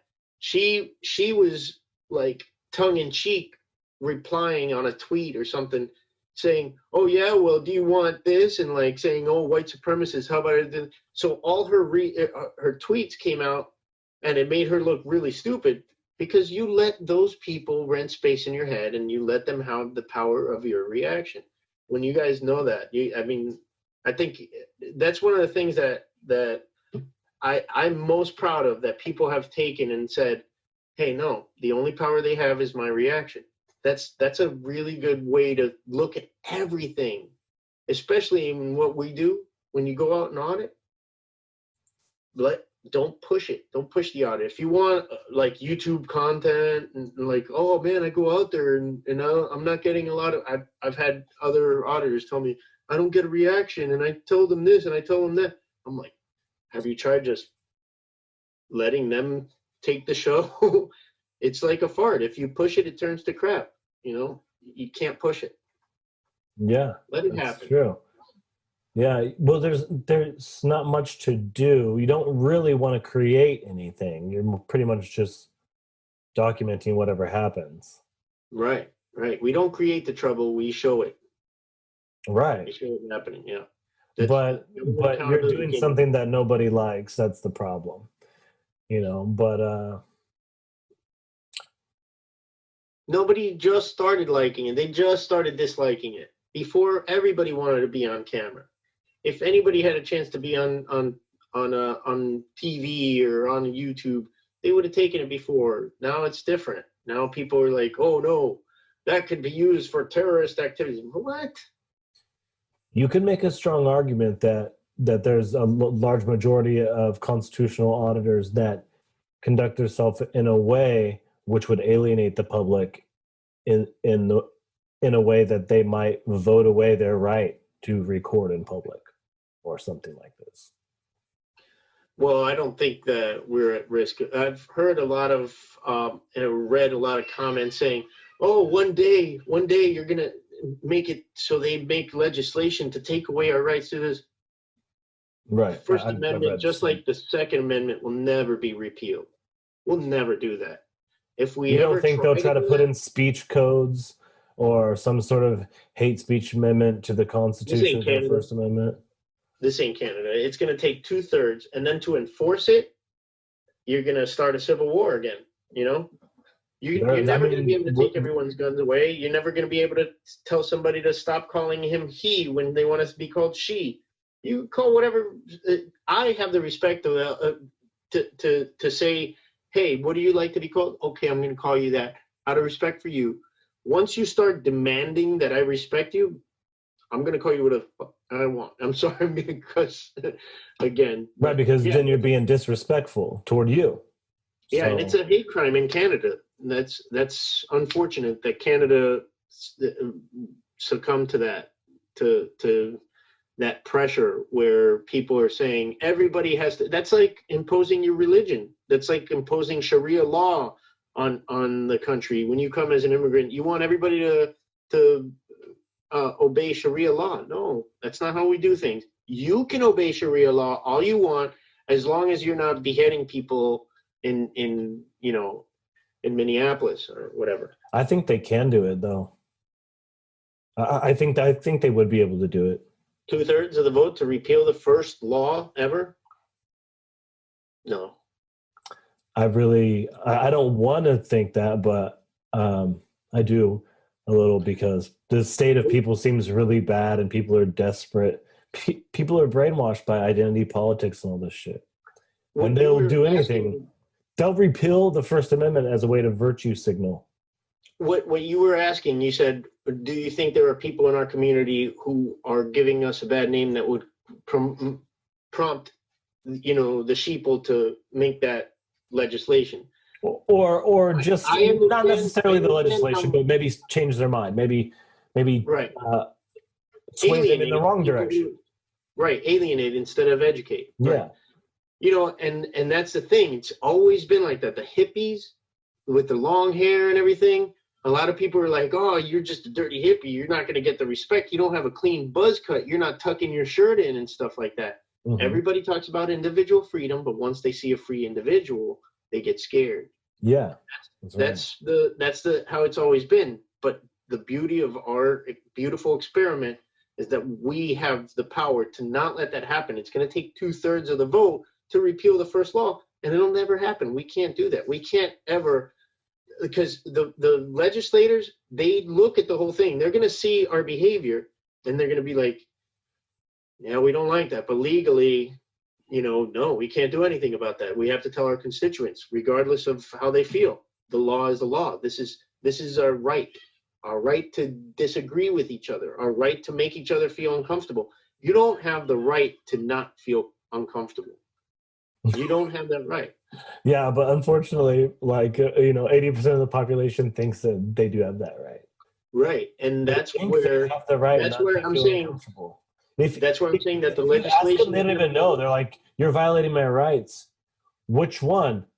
My personal ones. Yeah. That's what they say. My right to privacy. I'm like, are we in private here? My right not to be photographed in public. I have privacy upon myself. They actually said that. I'm like, does that make sense to you? Like, come on. Listen. My privacy upon myself law. Haven't you heard of that? You heard of that one? Yeah, so again, that's where the hard answer comes in. It's not going to be, people don't like what we're doing, then raise your kids to love freedom and not, think twice about it and not make a show and not make themselves look stupid that embarrasses you on YouTube. You know what I mean?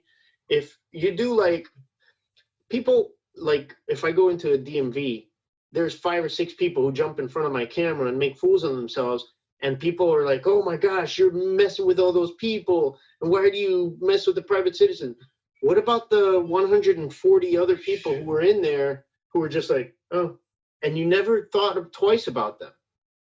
Well, one of my most popular videos was in a DMV, and there's a woman overdosing in there. You can see her, and only 2 comments in 6 months have even noticed her.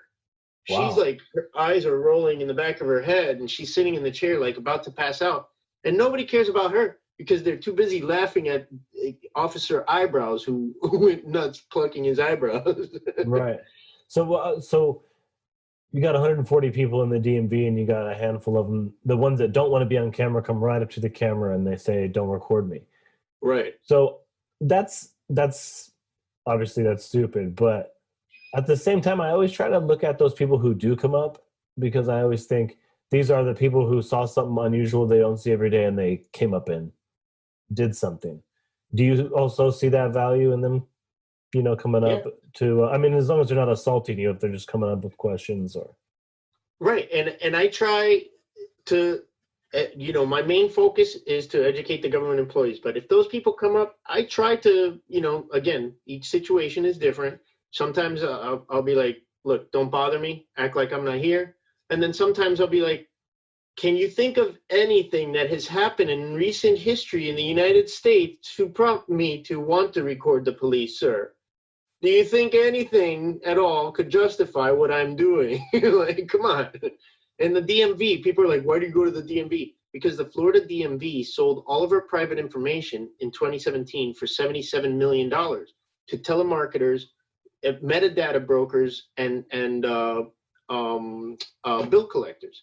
So if you rent or something and they can't find you through property address or something, they went to the DMV, paid them $77 million so they can find you and bill collect on you. Oh, really? Yeah. Does your car's warranty run out? Have you gotten any calls about your car's warranty? Thank the Florida DMV for that one, if you live in Florida and you're getting those calls. Yeah. Most people don't know anything about this. Yeah, and that's why a lot of people say, oh my gosh, you're going to say Smith versus City of Cumming again in this video? I'm like, yeah, because this could be the first video that somebody sees and they don't understand that is case law that protects their right where we live to do that. Georgia, Florida, and Alabama are covered under the 11th Circuit Court, a federal court of appeals. So, yeah, we have Fordyce versus Seattle up here. Yep, and that's Is that the guy who was taking pictures up skirts and stuff? Because I don't know. that's another one, like public photography, even going up skirts. It's horrible. Like, hey, you should wear underwear. Well, same thing with hate speech, you know? Yeah. It's hate speech is all good. It's the First Amendment. You know, there's nothing we can do about it. And nor should we want to. See, that's what I'm afraid of, speech codes and all this kind of stuff. I don't want to see anything. I don't want to see anything like that. If I want to shout the N-word in public, I want to be able to do it. Even though I don't want to do it, I want someone to do it if they want to. I mean, I wish it's hard for people to understand that nowadays because everyone's so snowflaked and sensitive out, you know?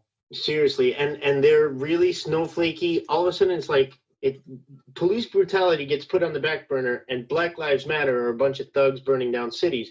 I wish people would hate the KKK as much as they hate Black Lives Matter. Black Lives Matter looks like shit. I mean, Black Lives Matter looks like shit. It's not a centralized organization. That's something that a lot of people in 2014, when I first heard about them, I'm arguing with another fellow Rotarian about it with my friend who's on the sheriff's department. We're explaining to her that, no, these people are calling for death to pigs and blah, blah, blah. And she's like, but no, they don't have a centralized organization. That might have been the New Mexico one who said that or something. But the ones here in Tampa are about just police reform. They know that it's a necessary job. They just don't want them killing people because they ran away from them. They have to give chase. But if you're a chubby cop, you just pull out your revolver and start shooting. It's like you don't want to run. But so that's the biggest problem with that group is that it doesn't have an organized, centralized leadership.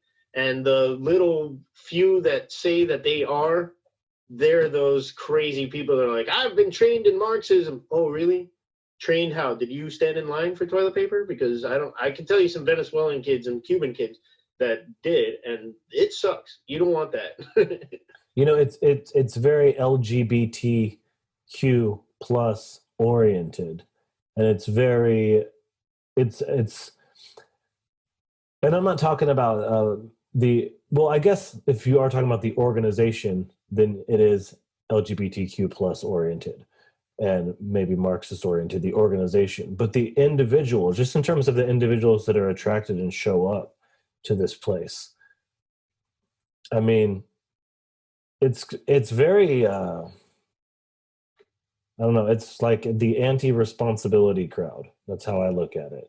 They don't talk about anything that affects. I know what you're talking about. And those are the greenie weenies that I was mentioning earlier that are stopping traffic and messing up the message for everybody. But let's stay focused on what everybody with rational minds has in mind for a solution, and that is to end police brutality. We got to stop that. You know, we can't lose focus because some people are acting fools. And I heard a black lady say, you know, she says, I don't care about your target. Burn this whole thing down as far as I'm concerned. You're lucky that we just want equality and we don't want revenge. That hit home. I was like, oh boy, that's a good one. They just want equality. They don't want revenge. During slave times, I know that white people today shouldn't have to pay for the mistakes of their grandfathers and stuff. But white people today are so angry at these people. But look at what they've done. What have they done? Other than, you know, live a shitty life because that's what they were dealt. There is systematic racism, and I can back that up with actual physical evidence. If you go to Levittown, New York, and you look up the deeds will say not able to sell to any minority races. You can't sell your house to somebody who's black over there. Or I've seen some of those deeds online before. Right.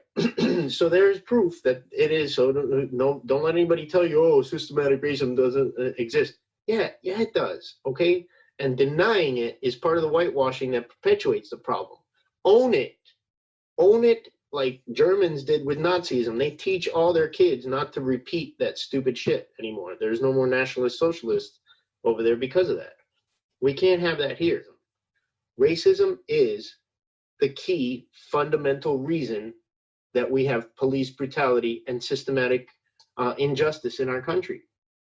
There's no it's irrefutable evidence. If you look at the population in jails, if you look at where police are stationed, where they're sitting in front of liquor stores, if you look at the way that cities are developed, look at Chicago, the most segregated city on the planet, worse than Johannesburg, South Africa. It exists, and denying it and trying to say That's a city though that's filled up with like black leaders, black police chief. Yeah, and the deputy chief just checked out, blew his brains out. He did? Yeah. Oh wow. Just today, I believe. I was talking to somebody else about this, and I was, talking about systematic or institutional racism, and I was giving the Seattle Police Department as an example. I don't think I see it. Yeah. You guys are a different animal up there. But I mean, I'm sure that it's it's a sliding scale, depending on where you could be. But I can see racism in the Seattle Police Department, but I only see it at the individual level. Like there might be an individual racist police officer, but it's not systemic. It's not institutional. It's not an institutional policy. It's not the status quo. It's not the ideal what they want. It's unethical. They say so in the first section of their policy manual. They train against it. Yeah. And it's different here in the South where it's rich. Oh, rich. And you can cut it with a knife, the racism down here. Yeah. It's pretty bad. Interesting. When you were talking earlier, one of the things you said remind me of one of these brainwash issues among conservatives is support for the police. There's no room to disagree if you're in a group of conservative voters. Yeah, they're beyond reproach. There are heroes that could do no wrong. Same with the SCROTUS, the so-called ruler of the United States. For some reason, every time I get into a debate with a Trump supporter, I always ask him one question. First, before we get into this, can you tell me one thing that you disagree with him as far as policy, not anything to do with his tweets? And that's the litmus test on whether or not we're going to have a meaningful conversation or not. And 9 times out of 10, they're like, oh, no, I mean, the guy's great. I mean, sometimes he's too crass in the way he tells it like it is. Oh, boy, that's all you can think of. There's nothing at all that he's done. Like, I could tell you one. Give it to me. What do you got? He's brainwashed about the police. He won't criticize the police. He doesn't believe in reform. He believes in overfunding them. He's the same as the average brainwashed person on the right. I can tell you one thing I do like about him. That's my reciprocation. If you're going to tell me something that you don't like about him, I'll tell you something I do like. I know that he wants to fix the fixed prices on medications and drugs and stuff. So it's kind of a good thing, but the point is, like, I don't see why we're still paying like 300% more than everybody else in the world for the same medication. Why we're the only country who is allowing commercials for medicine. They don't allow that in Europe. You can't have a TV commercial for GlaxoSmithKline or Pfizer or any drugs. Those commercials are psycho, man. Yeah. They're crazy. Like if you don't disclaimers. Like if you're not on a platform, you watch YouTube or you don't see those commercials, and then all of a sudden you start seeing them. Like when I go visit my mom, I'll start seeing those commercials for different pills about ask your doctor and stuff. And I see them, and they seem insane. Yeah, especially the side effects that are all 10 times worse than the thing that they're supposed to be battling. It's like it's just the music and the imagery, and then all the side effects being read off at like hyper speed. It's like, what the fuck is this? Do you get an upset stomach after eating tacos sometimes? Well, take this. This might cause blood clots. It might cause your lungs to collapse. It might cause you to die. It might cause you to shit your pants. But your tummy is going to feel great after the tacos. Yeah, right. I don't know. I don't understand that at all. Yeah, me neither. I do understand this almighty dollar. I mean, they're not curing anybody. They're creating more patients. Yeah. Well, there's no money in the cure, really. Exactly. I'm glad we could come to some agreement. It seems like we have plenty of disagreements to harvest. Yeah, but I love, I don't want to have any disagreements with anybody else but you, man. Why? Why? You should. No, that's what I mean. It's like I love my wife. I married her because I know that she is a strong-minded woman that's going to challenge me for the rest of my life to do better, be better for myself, and find a docile, subservient woman, and you're not going to be in good shape, man. But find a woman you can't control, and you found a good one, because she's going to push you. And I'm not talking about, like toxic relationships or anything like that. I'm talking about interdependency versus a codependency. It's healthy. And I knew that I didn't want to argue with anybody else for the rest of my life as a spouse, with her, other than with her. And, if I'm going to have a disagreement on a podcast, I'm glad it's with you, man, because you rebuke a wise man and he'll appreciate it. Rebuke a fool and they resent you. And yeah, well, that's true. Well, I mean, I appreciate that, but I want to, I just want to like learn. I'm interested to see what people think who disagree with me, especially because I already know what I think, so it's not really interesting, Yeah. But I've noticed people are on a continuum, and they're sort of. What I've noticed is that people move from the left to the right in terms of principles. Right, in age as they get older and they get more conservative, right? Yeah, there's no movement the other direction, right? If it was still the traditional values of conservatism, and if it wasn't just this tribal pony show that people are putting on, in because Republicans aren't what they used to be, man. Oh, I know. Yeah, I totally agree. Yeah, that's gone. So I can't follow that crowd anymore, man. Same as Democrats. I could never really get on board with that. Like Bill Clinton caused the financial collapse of it was 9 years after he was president, but he repealed the Glass-Steagall Act, and that's what caused the collapse in 2008. Something he did in 1999. So I don't like any of those parties, and nobody should dig their heels in. Always be learning. Like you just said, you love learning. Always be learning and learn that, the people who are paying millions and millions of dollars for their campaign are expecting to make it back threefold when they get in. Right. So, and they don't give a shit about you and me. They're going to leave us to deal with our problems ourselves, and they're going to fly away on their jet. So this putting your faith on somebody, like a lot of people, they're like, big strong daddy is going to come save me from the world. That's the same thing that you're complaining about other people, is they're too dependent on stuff they don't want to do for themselves. Well, this guy isn't going to help you either. He's going to help himself, like he's proven to do so in the last 3 years. You know what I mean? Last 4 years, pretty much. He's none of them are going to help us. None of them have ever proven to help us. Neither party has ever reduced the budget. They've never, conservatives or Democrats. Bill Clinton could say he did that, but on paper alone, if you look at what he really did, he ruined the world's economy, not just our own. Yeah. The Glass-Steagall Act was something that it was a buffer zone between private banks and investment banks, stopping them from investing with our private money. Like, you got the big houses, right? And they have to gamble, and then they get margin call, and they have to show up their money. You know what I mean? Well, when the margin call comes and they don't have the assets, they repealed the Glass-Steagall Act, so they take that buffer zone away, and now they could go into our mortgages and our pensions and use that as collateral. Oh, we could pay you with this guy's house, or with that bank's loan. And that's what we did, and we bundled bad stuff, and we kept on using.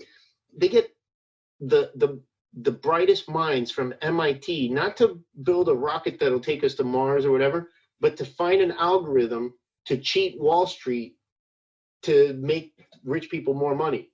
And I'm not against people making money, but when you have a certain group of people that live in one building on Park Avenue in New York, and they're the lobbyists who are controlling all the laws that are putting everything into their favor. These captains of industry aren't the ones like, you know,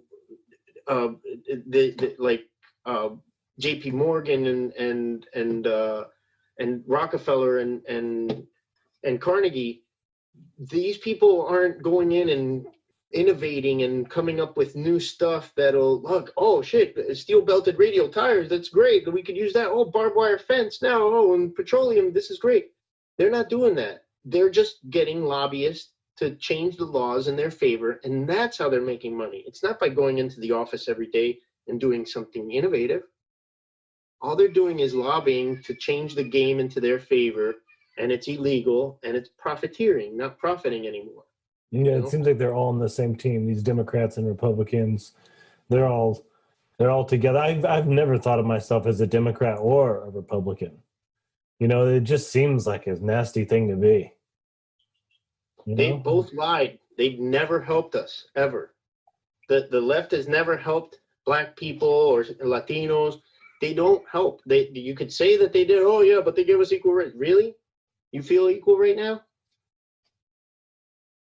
Yeah. You got to teach your children, you know, and the far right. It's like you want to listen to this guy who literally holds the flag around himself and hugs the flag, but he's wiping his ass with the Constitution, sending federal agents in.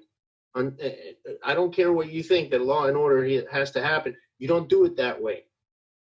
You don't send brown shirts in. I seen your eyebrows raised when I said, yeah, they need him out there.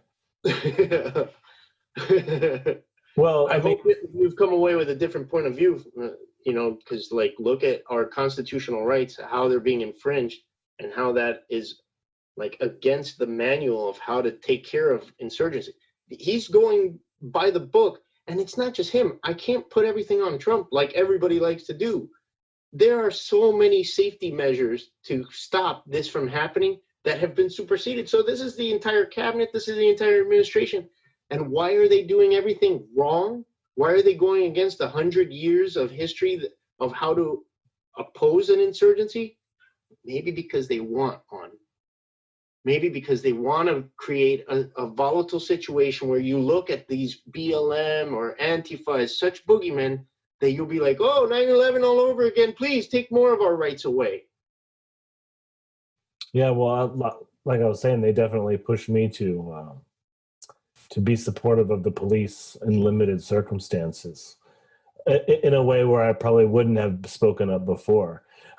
I guess like the perspective I'm coming from is, you know, I'm from Portland, you know, and I've personally been targeted by these groups down there that are fighting with these federal police officers. I saw that, man, and that's disgusting.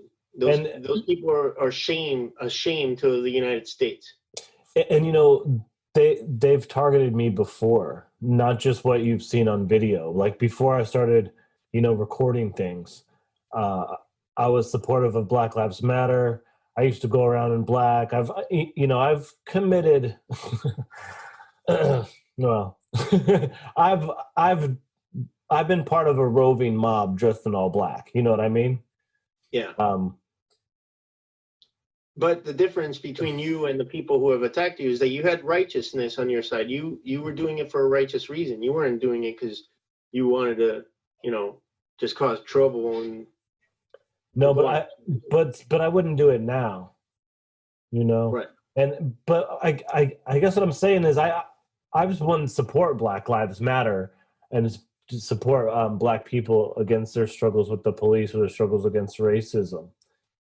But most of the time I've done that by like searching inward to try to find my own, to try to identify it in myself. But when I did go out in the community and interact with other people that wanted to do so, see that? There you go, yeah. Wipe it off.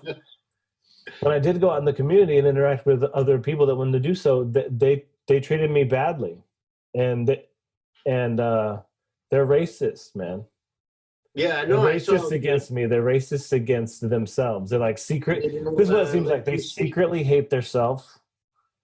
They don't like me because of the color of my skin. You know what the fuck? It's not letting you undo it.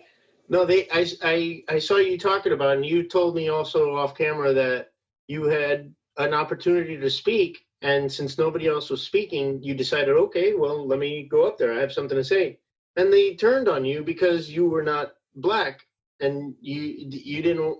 They didn't want you to be the first speaker, you know? No, they wanted to use me as a symbol for white supremacy, like a symbol for, I don't know, they wanted to suppress or oppress my speech just as a reaction to the specter of systemic racism or something like that. And there are a lot of stupid people out there. And it's not just, speaking in a big group, I would try to talk to them, but they would not be reasonable. And I'm telling you, I was not reasonable. I was there like a leftist, be dressed in black. I was not all reasonable. If I heard an idea that I didn't like, I would shut down the conversation. That's the person I was then. But then I was getting shut down by others.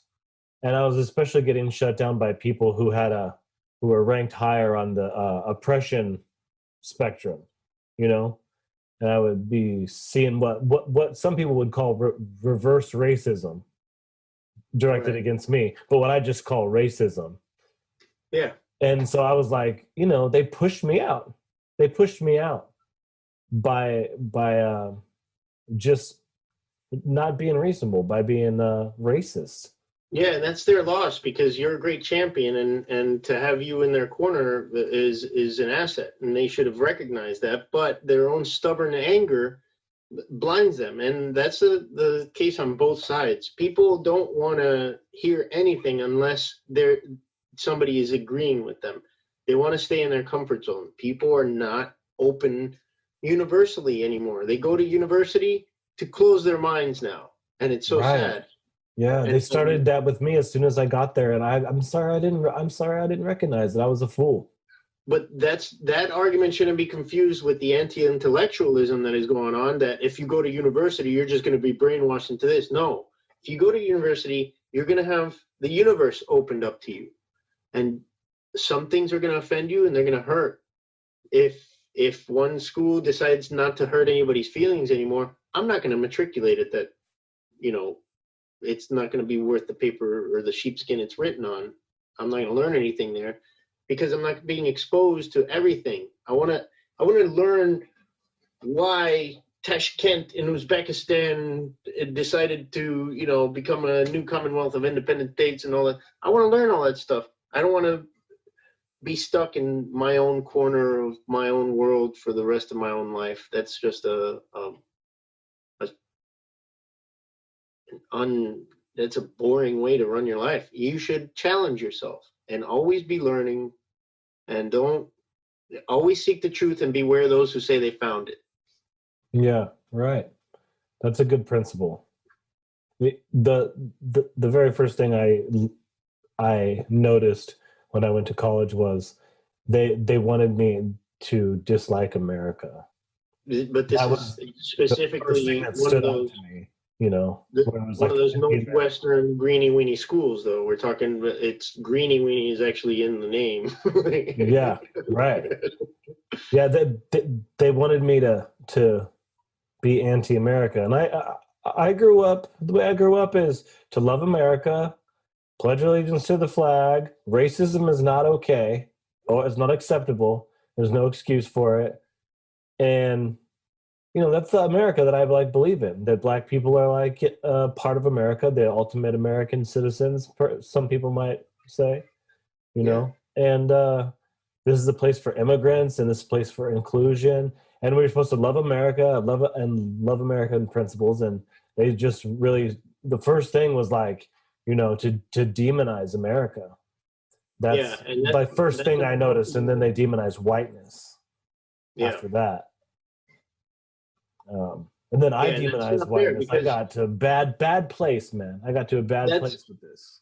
I bet I would too. Just hearing about it infuriates me because those people are so close-minded. You just spit in the face of all the freedom riders, all the white people and all the Jewish people who rode on the buses trying to fight for your civil rights. As an ally, you're spitting in their face. Just because somebody is white doesn't mean they can't be your ally. I understand that, Tulsa, Black Wall Street, the reason they became so powerful and made a lot of money is because they kept the money in the Black community. And I'm all for that. I think that's the key. If you can keep the money and borrow the money in your own community, please do that. That's something that is going to help you so much, and it's going to free you. You're not going to have to go to Amscot. You know what I mean? That's that predatory lending and stuff. Definitely, but don't segregate yourself. Don't say that you don't want any white people in your community. No, let them patron your shop. Let them give you more money. Let them all the money in, no money out. Right. Just do it that way. Yeah. Everybody has taken their minds off of those 4 police officers who stepped on that guy's neck, and now they're looking at Antifa and Black Lives Matter as the problem that needs to be fixed. Trump's The turning problem is no longer police brutality. Trump's turning their videos into campaign advertisements. Yep, exactly. It says, "This is America in 2020 if you elect Joe Biden." People are like, oh, I mean, I hate to say it, man, but like from my perspective, like there's no, like, Trump's going to win, right? Oh yeah. Whether you support him or not, it seems fairly obvious he's going to win. That's what I'm saying. He won without the power of the presidency, without the millions that he's made, Yeah. Since then. Yeah, I just I want him to do a good job, because I just know he's going to win. I think he's going to win. I think as soon as he gets reelected, you're going to see a lot worse than what's happened in the last 4 years. I think you're going to see the floodgates really open for the next guy. And that's what happened with W. That's what happened with Clinton and Obama. Man, he really, like, a lot of people think, oh, he was the best president. That guy really took advantage of what the previous 2 presidents opened up for him. He really, like, you think that the Patriot Act was bad? Look at the National Defense Authorization Act. A month after Obama took office, he beefed up the Patriot Act. Mm-hmm. When everybody thought he was going to get rid of it, he beefed it up. He made it stronger, more powerful against the people and our rights. Same thing with the NDAA, right? Yeah, the National Defense Authorization Act. And he did the Internet kill switch, which is actually called Cyberspace as a National Security Asset Act, or something like that, which gives the federal government control over the internet. Yep, and also, double tap droning. That's actual terrorism. You bomb somebody and then you wait for their first responders to come and then bomb them. That's Obama terrorism. made lots of jokes about that, about these drone bombings. He would make comments. Wow. Yeah, shocker. Like another thing is, like, you get Trump saying stuff like, oh, he created ISIS. It sounds like an Alex Jonesian type of thing, but a lot of things that Alex Jones says are true. He just makes it sound crazy. Yeah. And, Trump said that Obama created ISIS. It sounds crazy, but you can pinpoint it to when the CIA entered Syria in February 2013. And that's where ISIS in Syria was created. Now, in Libya, when we decided to get rid of Gaddafi for no apparent reason other than he was going to switch to the gold standard and charge England, gold for the petroleum that he supplies them, they couldn't afford. Then we do not establish a dialogue with any of these people who we give arms to, and we put boots on the ground. American and British troops had anti-aircraft guns that we were firing at the Libyan army. And these people were rebels that were taken during the Arab Spring. These rebels that wanted to get rid of Gaddafi. Gaddafi was a bad guy. In the 80s, he was crazy, megalomaniac. He had all these women bodyguards and stuff. But he was infatuated with Condoleezza Rice. It sounds really crazy, but he had a shrine. He had a shrine to Condoleezza Rice. And wow, that's a very unique taste in a woman. I know. When he loved black women, he had all his guards were black women, and he wanted to be the president of the United States of Africa. And I have friends in Zambia and Angola and Southern Africa who are like, why did they kill our best president ever? You know, because this guy had done a lot for the southern sub-Saharan African continent. He had like brought a lot of gold. He had more gold than people. You know what I mean? So that's why he was able to, change the currency. But we weren't going to have that. And we started backing up these rebels without establishing a dialogue. So rewind back to 2001. He gets put on the terrorist axis of evil list, right? With all those countries. He's like, oh shit, Reagan bombed me and my kid in our tent. I don't want that to happen again. I'm going to start playing ball. So he decides to cooperate. Plus he's infatuated with Condoleezza Rice. She's the Secretary of State and she talks him into it. He starts capturing Al-Qaeda prisoners and he put them in a prison in Benghazi. So fast forward to where we start arming all these rebels. The first thing that they did with the weapons that we gave them is they emptied that prison. They freed all their brothers, all those Al-Qaeda, and formed ISIL, Islamic State in Libya. And those were the people who killed our ambassador and the other 3 Americans. It wasn't film critics that didn't like an anti-Muslim movie. It was the people who we armed. We created ISIL. We created ISIS. We created the Honduran caravans of people coming out. We created the drug cartels. We have effed up every intervention in every other country since the Korean War. All right, Rights, where can we find you on social media? Rights Crispy on YouTube. I'm pretty proud of the fact that all you have to do is type in Rights, and mine is the first result. And that's about it. I don't really do the gram or tweet, but Crispy Rights on Twitter. And I think I have a Rights Crispy Instagram that I don't ever attend to. So. All right, cool. All right, well, thanks for coming on. I appreciate your time and I appreciate your work. And love to talk to you again sometime or have you on in a panel or something like that. Oh, I appreciate you, man. I appreciate all the work you do. I appreciate you having me on and all the poignant questions that you made.